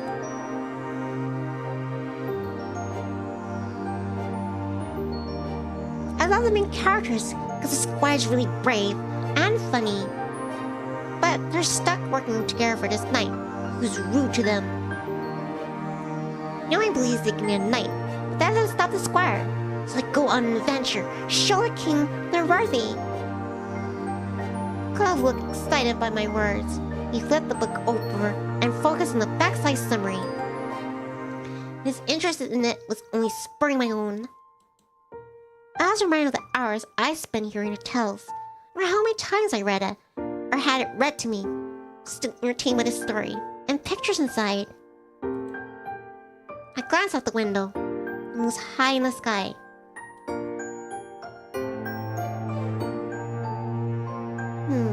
I wanted to read the book to Cove. I climbed out of the bed and paddled over to the side table. I opened it and rummaged around, pushing aside his stuffed toys and crayons. Cove called out to me in a confused whisper. What are you doing? You'll see. Quiet victory. Yes! When I found what we were looking for, I jumped back into bed for any hidden boogeyman who could catch me unaware. Cove continued to watch as I wiggled my way underneath the blanket to start earlier. I pulled it over my head. What? Come on, check it out. Bring the book too. After a minute, the bed did as Cove got on it. Then, the blanket shifted. And I filled with a flashlight in my grip, looking for the switch. With a click, small space flooded with a bright light. Cove sputtered, putting a hand up to shield south from the beam. Move somewhere else. Sorry. I tilted the flashlight so it was shining down towards the floor of the blanket cave and away from Cove's sensitive eyes. Is that better? Yeah. Now you read. My moms won't know. I do this all the time. Mom or mommy check on me. I tie everything under the blanket, but haven't been caught before. Do you want to try? Cove nodded, pleased by a straightforward answer. I placed the book between me and flipped it open to the first page. Meanwhile, I lay down on his belly and shuffled closer, picking up the flashlight to shine it on the pages. His face was illuminated with the warm glow. I mirrored his position so I could see the book better. Our foreheads were nearly brushed until I shuffled back a comfortable distance.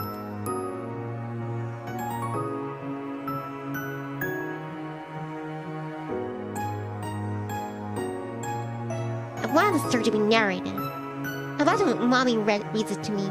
Why not read it as loud as I dare this time of night? I didn't even need to study the page for long. There once was a squire who dreamed of knighthood, and all they wanted was to do good. Cole was taken aback, as it began to recite the words by heart, even pronounced knighthood properly, which had given me grief in the past. His reaction encouraged me to keep going. Soon, got excited to the exciting part, the squire and the dragon's first meeting.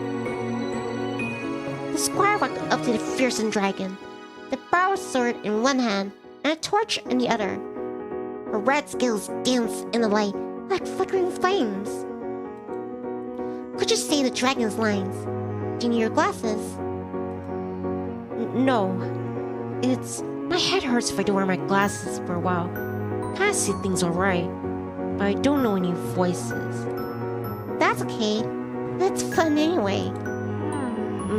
Let me just... Cove read the page and smiled at me silently with the words, and eventually nodded himself and spoke them out loud.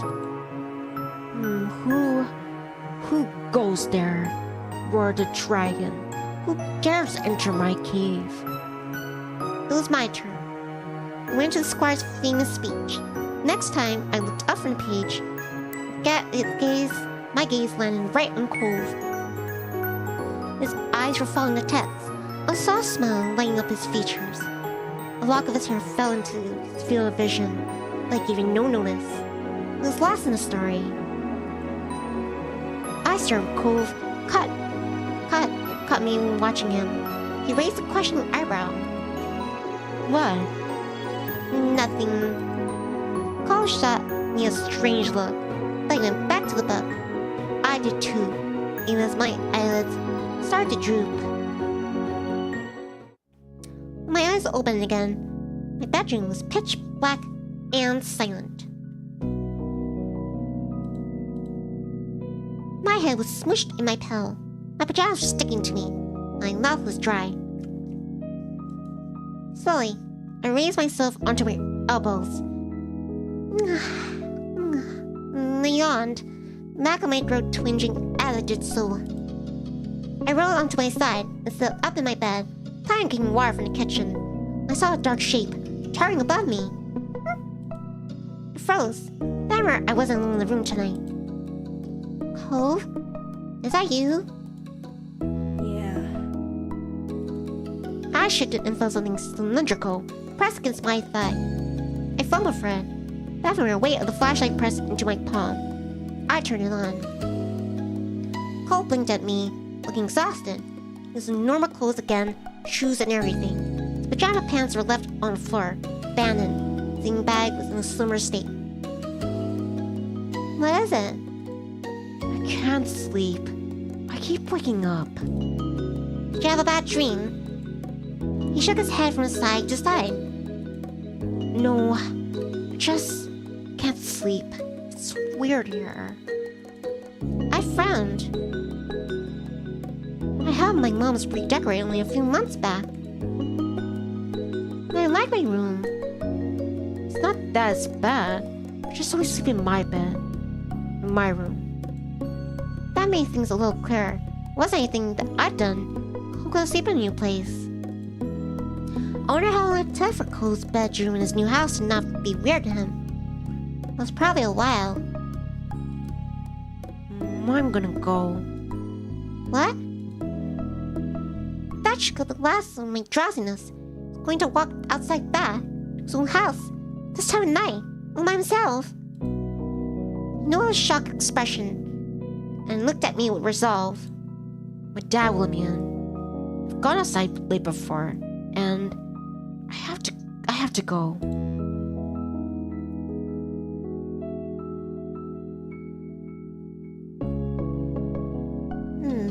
I'll come with you. Why? I can get there by myself. And you have to go all the way back here from my house. I just want to stay together more. Cole's turned me for a long time. I cocked my head, confused. What? He didn't answer my question, so he broke eye contact, himself with the picking up his pajamas. Okay. You can go with me. Are you getting the rest of your stuff too? Like a toothbrush? I don't know where mom's put it all. No, just this. I can understand that. Doing anything right now. I can always pick up things tomorrow. Cove visited my house during the day all the time. I grabbed a flashlight and went by the door. Soon Cove joined me. The two of us crept out into the hallway as silently as I could. I sidestepped the loose floorboard at the end of the hall, luring Cove to it as well. Apart from that, I had no problems making it to the front door. Everyone was in their rooms. The rest of the house was abandoned. It was bright outside. Here, with our neighbors, at lights coming through the windows. Still, I felt better when my flashlight turned on. I pointed in the direction we were walking. There's no sound apart from the chirping of crickets and a crunch of some loose sand that got all the way up to the street from the beach. After a while, it was almost soothing. I thought about back to my unlocked front door, but one of my moms didn't wake up. They locked it, checking on me. Both. I'd be in a lot of trouble. Especially after last time we left the city limits. Surprisingly, it was Cove who broke the deep silence. This was my first sleepover. Really? I had sleepovers before. Sometimes I'd go to Grandma or Grandpa's house. Sheila slept over a few times, and I heard stuff. Cole remained quiet. The silence stretched between me. But it didn't feel awkward right now. Didn't feel need to break it immediately.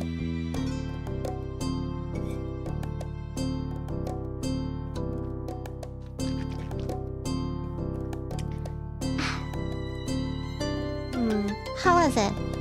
Or is it? It's not bad. I like reading your book. You did? I kinda thought you weren't having fun. You weren't saying anything when we were eating.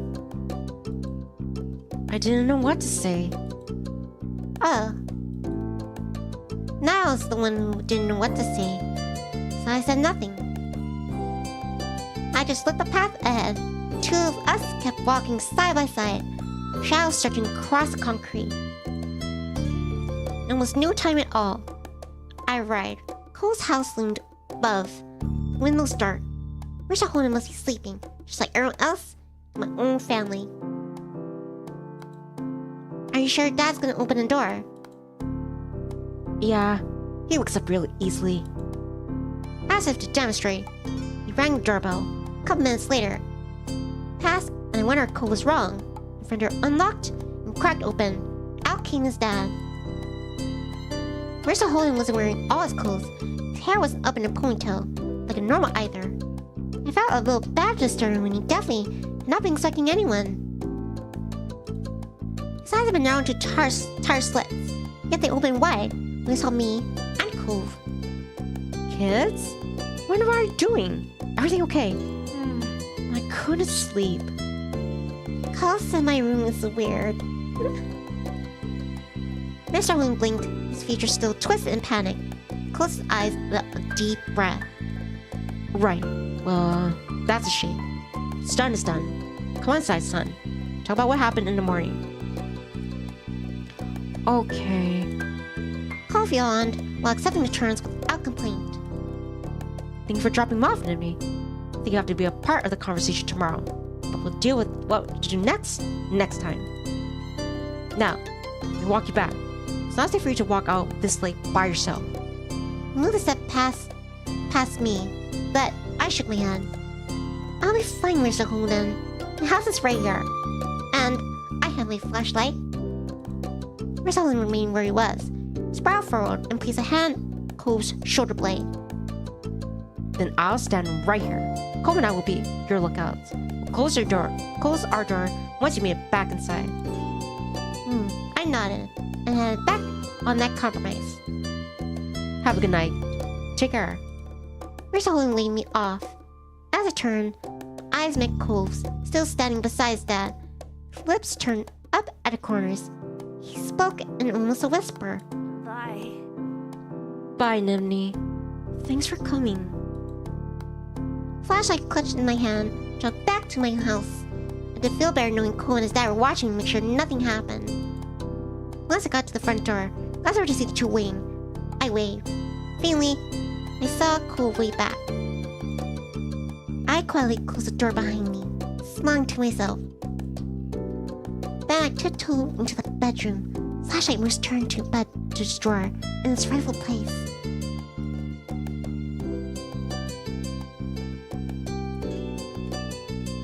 Although Cole had to go back home in the end, I still considered the sleepover to be quite a success. I did hope that next time they'll steal home night, whenever next time came along.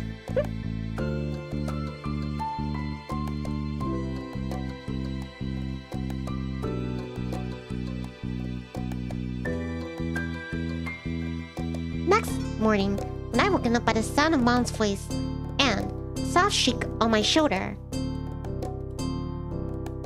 Nivni? Wake up! It's time to get up and at him. The sun was peeking through the curtains. I'm stretching. And I rubbed at my eyes as they adjusted to new light. Cole was already out of bed. I played at her for a moment, confused. She had caught the empty sleeping bag on the ground. I remember what happened during the night.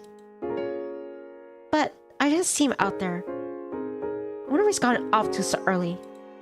I hesitated, giving Mama a look with my mouth hanging half open, my process what to tell her. Everything okay? Nivni, is everything alright? Cole couldn't sleep. He said my room was weird. What? What? Where's Cove now? Did he sleep on the couch?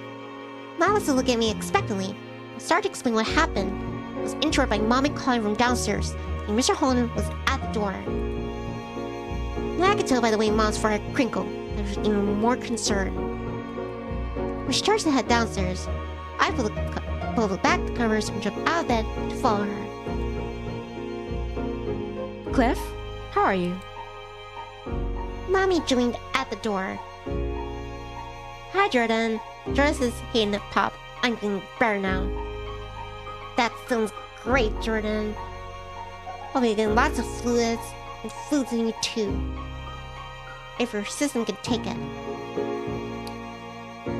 So I'm just finished up this chapter, and I think I'm doing one more chapter after this, and I'm gonna call for this stream. Then I'll take a break, and then I'll do Left 4 Dead 2. Mom joined Mommy at the door. while I hovered at the bottom of the stairs and peeked around the corner. When I saw Cove's dad sitting just outside, a sheepish smile on his face. He was alone. I wondered if Cove was already. I don't want to alarm you both. Cove showed up back in the home in the middle of the night, but he wasn't alone. He rubbed the back of his neck anxiously. He must have felt bad about sharing the news. Just Helen kind of reminded me of Cove in that moment. My mom's exchanged a matching pair of surprised looks. Mommy gasping, covering her mouth with a hand. Two of them looked my way. I quickly ducked behind the wall. Boy, did I make sure Nivni got back safe. But Cove wouldn't tell me what happened. I thought you might have a little more insight. We didn't hear a thing during the night. I noticed Cove was gone just minutes before you arrived. Is he alright? We're so sorry. We'll be having a talk with him about this for sure. Mr. Holden pulled his lips into a tight smile, up his hands as if to say, it wasn't your fault. He's fine. I just wanted to find out more about. We'll be having another talk with him. I felt bad for Mr. Holden. He looked so sad. We discussed the event for a little bit longer. My parents promised to call him if they found out more. Mr. Holden finally said goodbye. I heard Mom calling my name. Immediately, I panicked, wondering if I should find somewhere to hide. There was a growing sense of dread in my stomach. That I was about to get into a lot of trouble.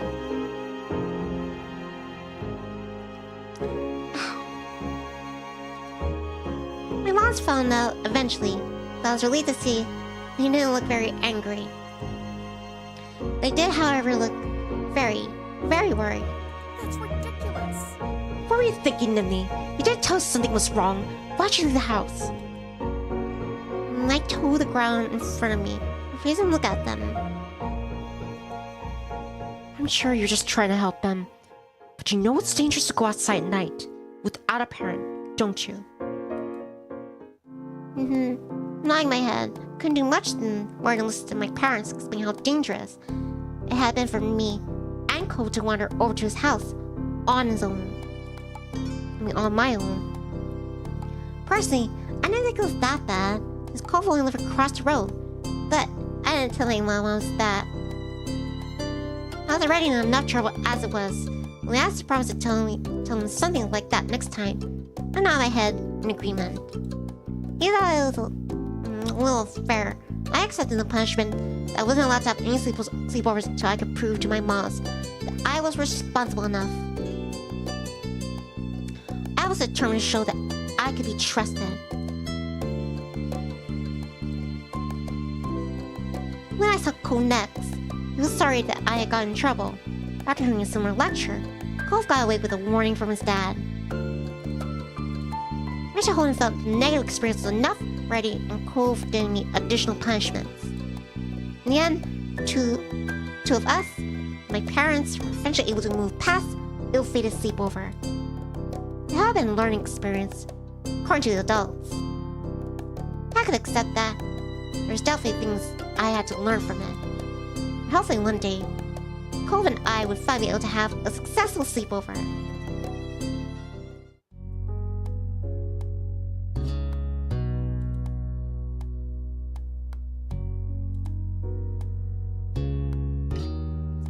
Alright, the next one is, and the December ended.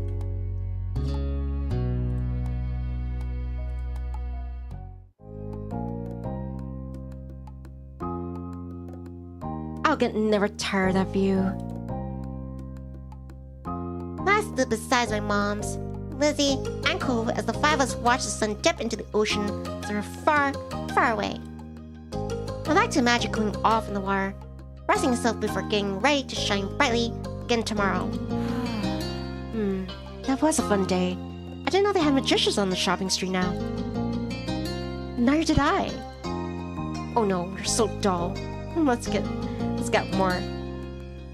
You didn't do real magic, Mom. How'd you figure that one out? Duh. 'Cause I know.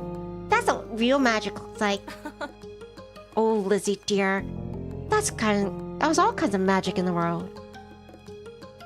Leslie gave Mommy a suspicious look, but didn't dispute the claim. I looked over at Cove. I hasn't seen her since we started home. He didn't look upset though, just content. I was aware that he still hadn't quite warmed up to my parents. Well, we can't stay here all night. Time to hurry home and get cooking. Who's helping with dinner? Leslie immediately let out a groan. Mom, summer's almost over. Protest was obvious. I could practically see a school on the horizon. I certainly didn't want to spend the last bits of freedom cooking dinner. I could do that any other day.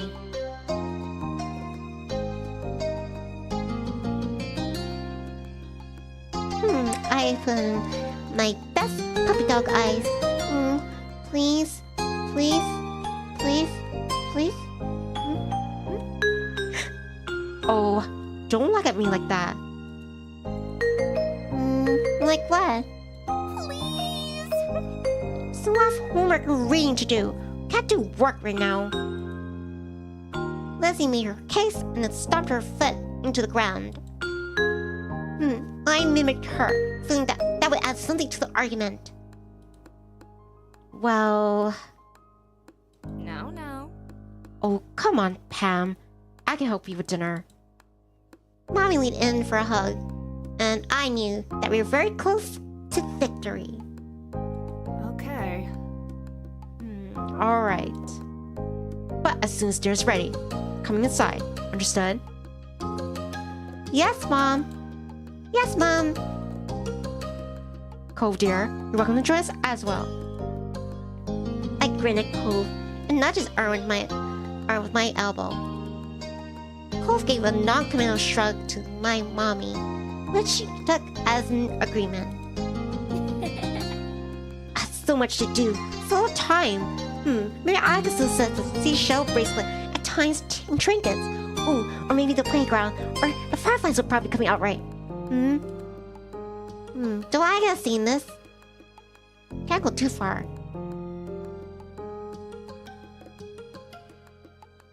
I suddenly made my own plans. Lizzie had her own ideas of what she wanted to do, but what was I gonna do? Glad for Cove, considering. A strong gust of wind made me shiver. Lizzie huffed as she wrapped her arms around herself. Rude. Doesn't the wind know that summer's not over yet? That's all Lizzie said abruptly, for turning on her heel and off in the direction our mothers had gone. Where are you going? I'm going to my mom. I'm going to my room. I have lots to plan if I make the most of it tomorrow. I thought it was over. Looking off towards the water again, Lizzie didn't wait. Before long, she was disappearing off down the road. Are you going home, Nivni? Cove was leaning towards the beach, and I could tell he wanted to stay out a bit longer.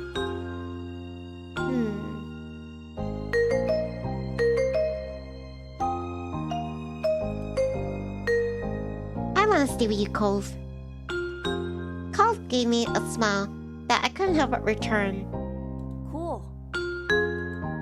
He made a little gesture that I interpreted as "follow me," and then started heading towards the waves. Cove knelt down, became something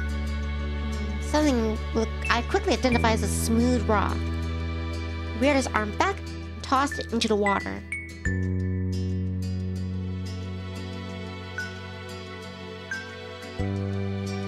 I was impressed over how far it got to go. It's so way out into the sea.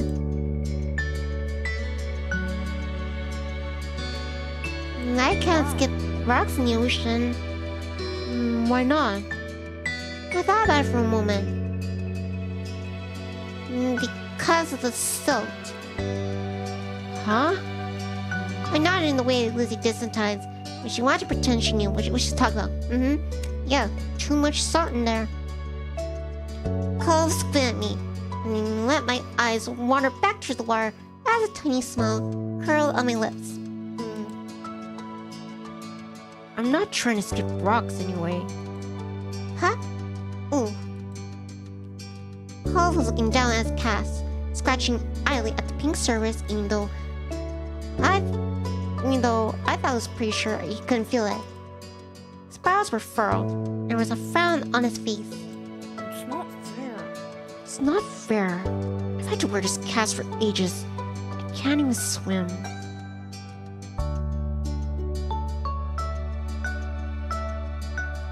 When do you get it off? Cole shrugged and didn't say anything. For a second, I thought maybe he didn't know. Finally, he sighed. A few weeks.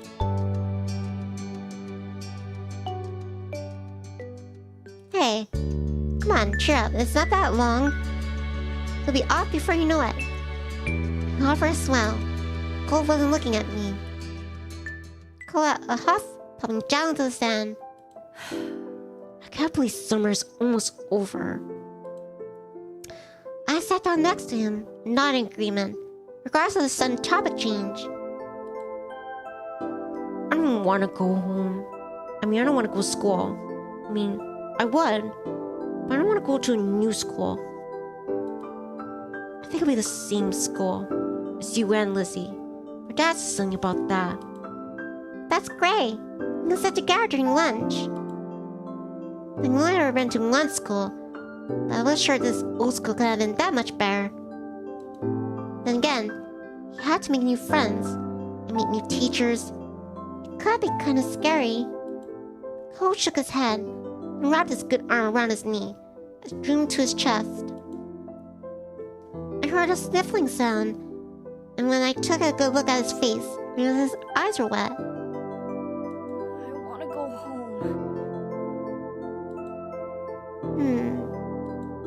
The sudden sadness caught me off guard. So excited Cole me when going to school, it made me feel bad that he was so upset about it. Well, I'm gonna walk back with you. Cole shook his head at the offer.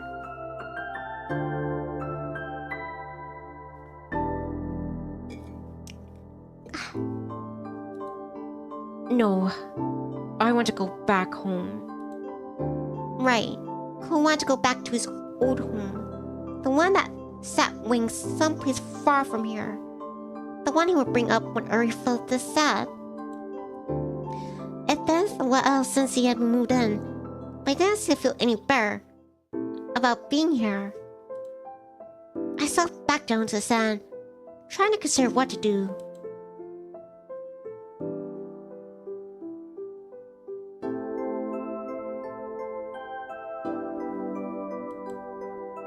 Do you hate it here? Cole's brow furrowed even more. Then he shook his head. I felt a rush of relief fill me. I like having Cove here. It'd be sad if he was miserable the whole time.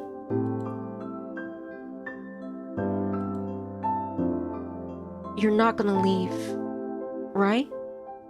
You'll still be around? The question was a little surprising.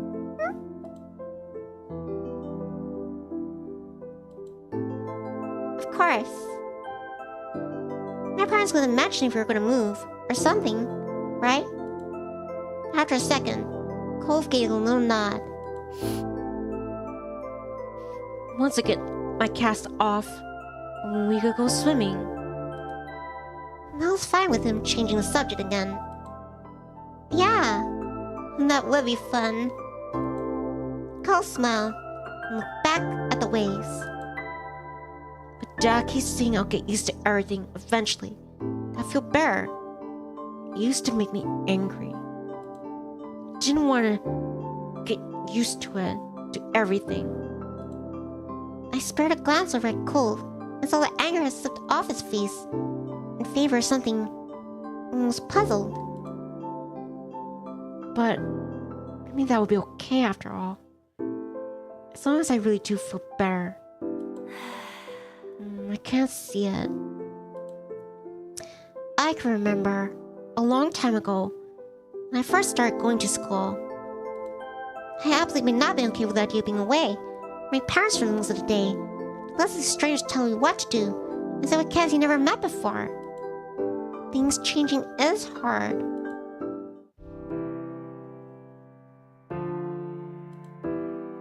Not quite sure what to say to that. Instead, I reach out and take hold of Cole's hand.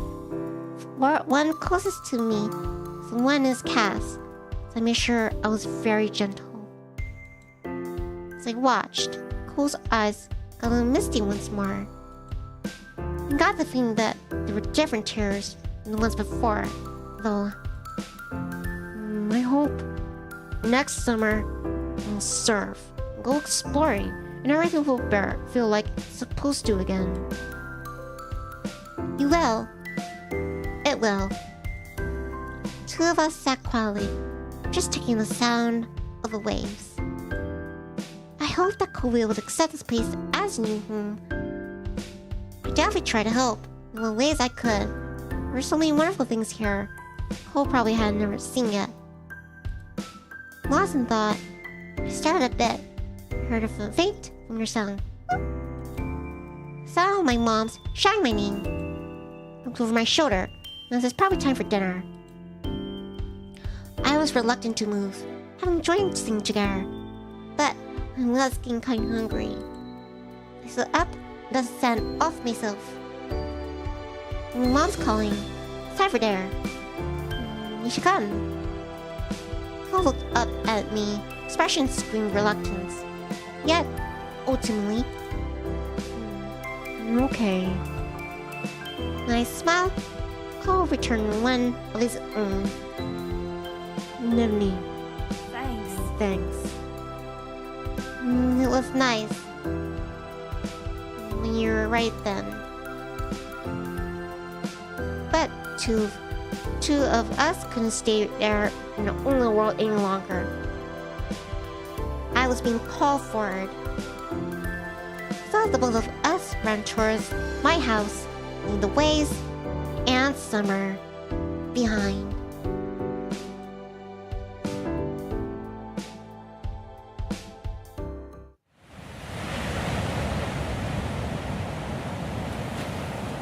In between.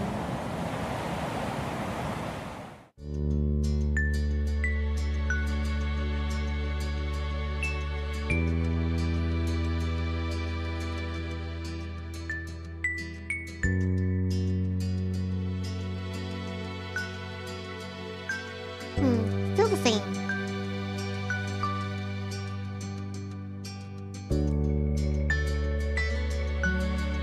Huh? Customized Cove.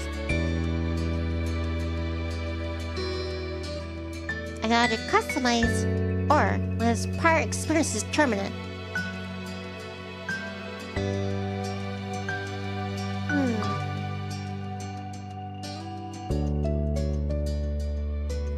Let's both. Neither.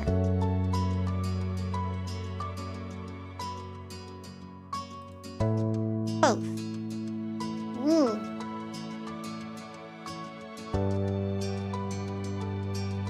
That's really cool. So it seems like, yeah, all the past experiences, it helps shape into the person that he will start growing into. He even has a scar, like where he has cast on. It's good detail there.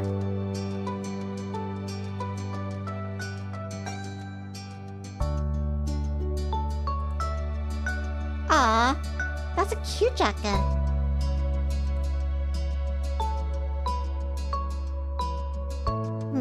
He's sporty. Warm.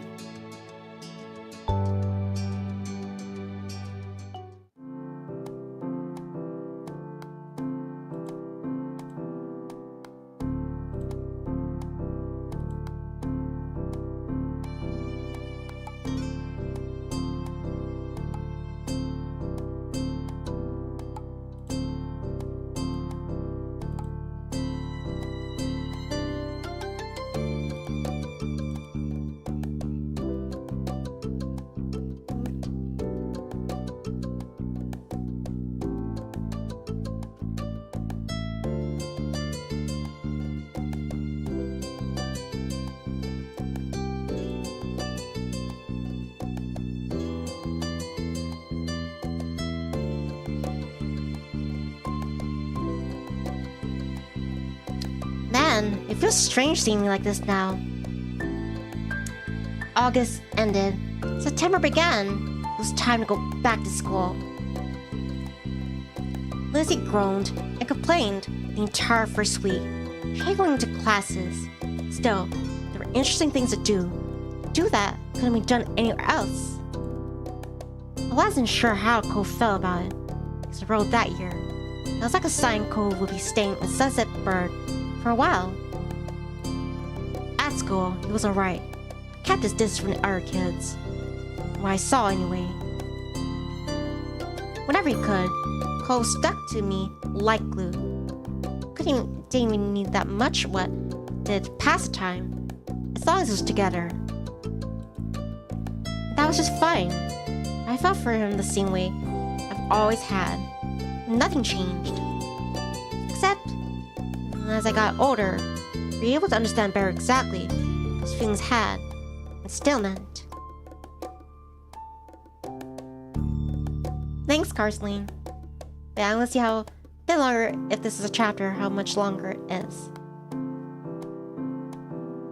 Except, as you got older, you would understand better exactly what those feelings had and still meant. That year, the divorce of Cole's parents was finalized. I overheard my parents talking about it, and Cole's dad got full custody. At first, I was worried that meant bad news. It had made Mr. Holden cry, apparently. Then I found out it meant Cove would keep living with his dad, only stay with his mom a few weeks of the year. Cove cried too, for different reasons, I thought. It seemed like Cove and his dad might move again, but Mr. Holden decided to stay after all. Mom asked him about it once. He said that he didn't want to uproot Cove's life a second time. Mr. Holden tried to get to Cove to like Sunset Bird more, kept encouraging his son to go out and see the place. Sometimes Mr. Holden volunteered me to spend time with Cove. He seemed very confident that it was an effective strategy. Cove never talked to anyone about what happened with his parents, and withdrew when everyone was brought up. It was hard for him though, yet nobody knew how to help. Eventually, Cove stopped crying on his own. I couldn't understand what had changed. But I hope that I can help him feel better still, since even without the tears, he looked sad. Maybe one day, he could say out loud what he felt inside. After that, it felt like something had gone back to normal. Except, what was normal didn't stay the same. Years passed, and suddenly, I was in middle school. I wasn't a kid anymore. I was like 13 years old. That officially made me a teen, even if my sister didn't agree. Toys and crayons that used to litter every free space in my room packed away somewhere, replaced by new hobbies. There were other changes too. Cove's cast got taken off. It was weird seeing without it, initially. Underneath the pink plaster, there being a long, thin scar that snaked across his forearm. Cove's chest puffed out in pride whenever someone drew attention to it. He also felt, though, a major growth spurt. He was the tallest student in his class, 2 years in a row. Cove would probably hold that spot again next time. Class people knew him for more than just being tall. He also stopped because of, well, how he was doing gym and other athletic situations. Over the years, he began opening up more. He started talking to him amicably with other kids or neighbors from time to time. And the only kid that came to visit the neighborhood when I was little was little Shio. Well, he was gone. He and his mom moved back south because of her work, just 1 year after Cove came to Sunset Bird. It had been really upsetting when he left. Lizzie was inconsolable for weeks, but nobody talked about Shio anymore. It was a long time ago. I learned some heartbreaking things became less sad the further away they were, even if they had never gotten any better. That was sad in its own way. Things at home were different too. I still lived in the same house, all that, but It wasn't how it was before. Mom dyed her hair purple. Why something new? Like it so much, she kept dyeing it. I remember calling her Mommy as a kid, but something that seemed awkward nowadays. I was much too over that word. Liz felt too much of her nickname too. She used to everyone calling her Elizabeth. So I did. Mom soon gave her permission to go places in the playground and shopping street, which she took advantage of.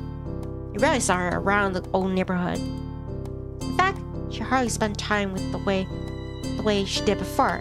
Elizabeth instead associated more and more with girls from school who were her own age. Maybe the difference between 13 and 15 was greater than the difference between 8 and 10. I started preferring new people myself, like Derek Suris. He didn't live in the neighborhood or go to the same school. What happened was him and Cove, Dad, struck up a business partnership a few months ago. Since then, Derek would pop in the area now and then. It seemed Mr. Suris was happy to let Derek tag along to his work. Derek had the time for it. Without a doubt, everyone and everything around me had changed in small and big ways. I had to too. As time went by, though, it wasn't easy to settle into this new normal. Then, before I knew it, school was over. Summer vacation had come again. It was the first day of summer vacation. The sun was hot, as always, but I was inside and away from its harsh rays. I'm stretching. To be more specific, I was snuggled in bed celebrating my time off by sleeping in. It was hot, but I still had a blanket up over my head to block out the sun. I didn't want it intruding on my lazy morning. Fortunately, I hadn't prepared for an intrusion. Beneath the blanket, I heard the door creak open. You're still sleeping? Wow. Get up. Go away. Started to fake snore loudly. Yeah, I'm sleeping. Leave me alone.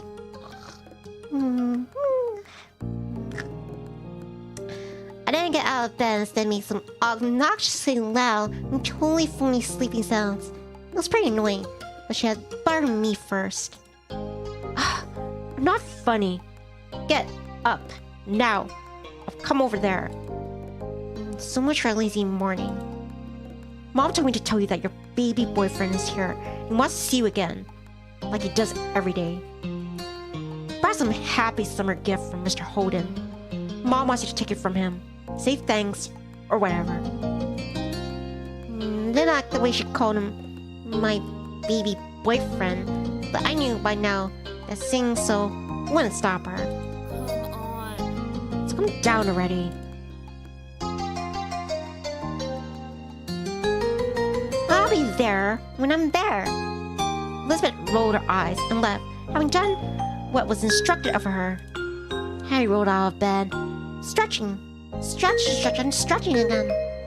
Arms up high, I'm yawning. Time to get ready. Sat myself in front of the mirror in the far corner of my room.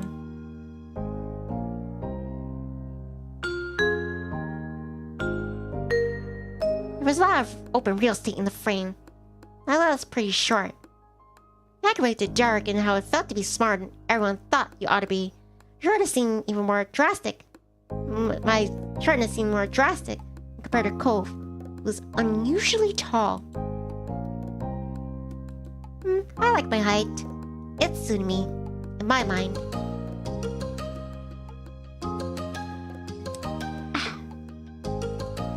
Then I put out the finishing touches on my outfit while ruminating on the situation.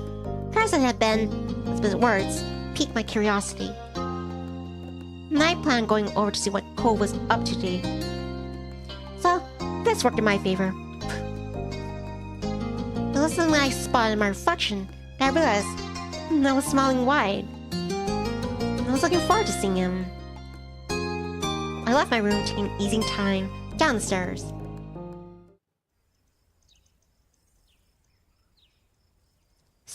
too. Second chance. I spot Mom first, reclining on the couch. She had a magazine in her hands, which was perusing through. Morning, Mom. She looked up at my greeting, a smile instantly appearing on her face. Thanks. Good morning, Nivni. Thank you for coming down. Mom's at the door with Cove. He can't stay over today, unfortunately. Why don't you go and thank him before he leaves? I nodded and made my way to the front door of the house. Just as she said, Mom was there making a conversation. She must have heard me because she looked over her shoulder. Oh? Oh, look who finally made it. Morning, sleepyhead. Mom reached forward and she knew I was about to pat me on the head. She was taller than average for an adult woman, so at my height, I was absolutely tiny in her eyes. I let her do it. I stood by patiently, indulged Mom's wishes. She gave 2 small taps on the crown of my head. Aw, you're the last one down today. You know that? Life isn't a race. Life isn't a race. Funny, I don't think that excuse will work if you're late for anyone other than your own mother, though. With a small laugh, Mom stepped aside. Cole was just as I remember, exactly how I came to know him to be. He leaned uncomfortably to the side in my doorway, as the longer strands of his hair alley drifted with the breeze. His features were pinched in embarrassment, shifted from one foot to another, using what must be that much talked about gift. First glance, I figured it must be a bouquet of flowers, and then I gave it a real look. No, instead it was carefully cut fruit. It made a lot of sense that it was actually from Cole's dad.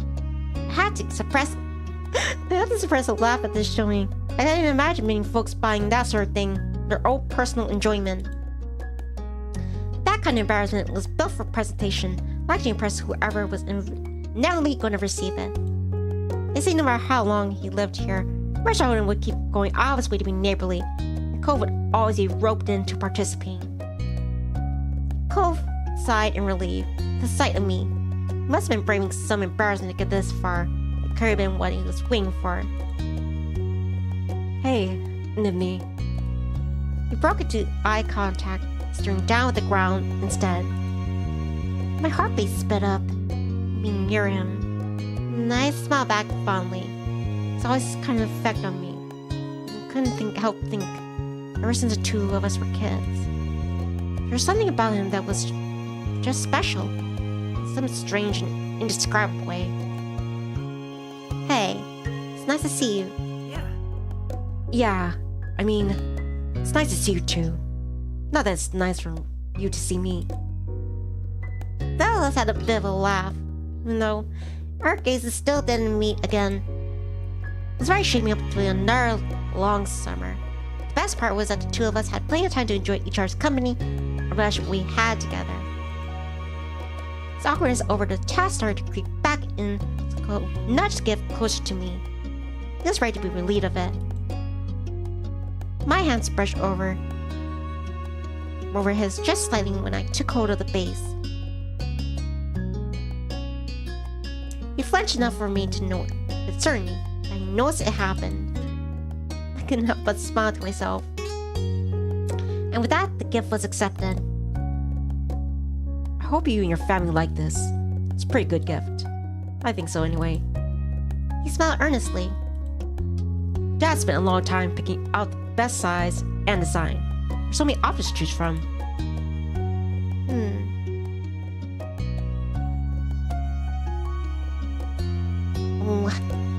No, sounds like you're too cute sometimes. I'm not trying to be. Just thank my dad for all this. Okay? Alright. Mr. Holden's behavior really was different from any other neighbor I ever had.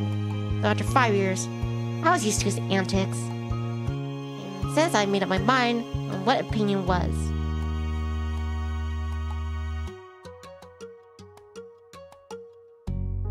He was nice. I knew he wasn't completely perfect, but I seemed to try so hard for the sake of others. My thoughts were quickly interrupted by a shout. There you are. I shared a confused look with Cove. So when both of us stepped through the open door onto the neighbor's street. It didn't take long to locate the source of the noise. I spotted Derek just a few yards down the road, run up to me. And I was confused at the sight of him. I didn't expect to see Derek today. I never really knew when he appeared. After stopping a couple steps away, Derek hunched over to catch his breath. Then he looked up with a wide grin. Hey. Hey, guy and gal. It's just at your house, Cove, but no one was there. Should have figured you'd be at Nivni's place. Ever spend time in your own home, or you're always just there?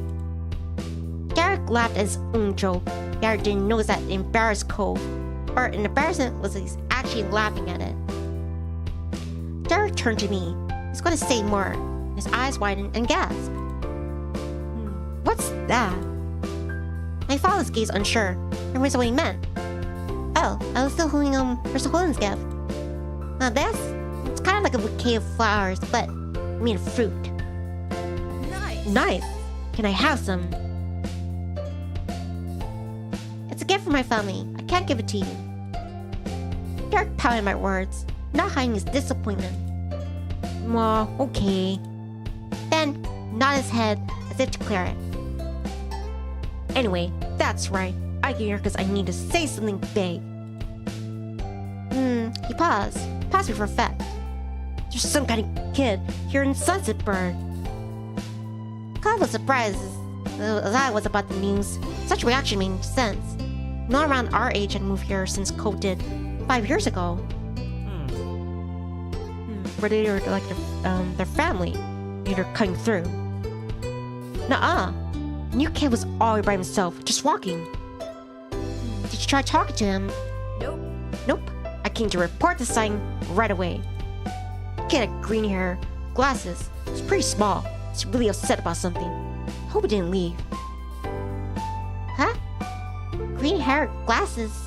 I blinked, suddenly over to my longtime neighbor. That sounds a lot like you, Cove. When you first got here. Anyway. Kinda does, doesn't it? That's weird. His song was fun, a small smile playing on his lips. Derek snickered good-naturedly. I can see that really well, now that you say so. What'd you say? Let's go find clothes look-alike. Shall meet him. Sure. I'll do it. Sure. I want to see who this person is. Derek grinned and pointed down the street, the way he came. Last time I saw him, the mystery visitor was going this direction.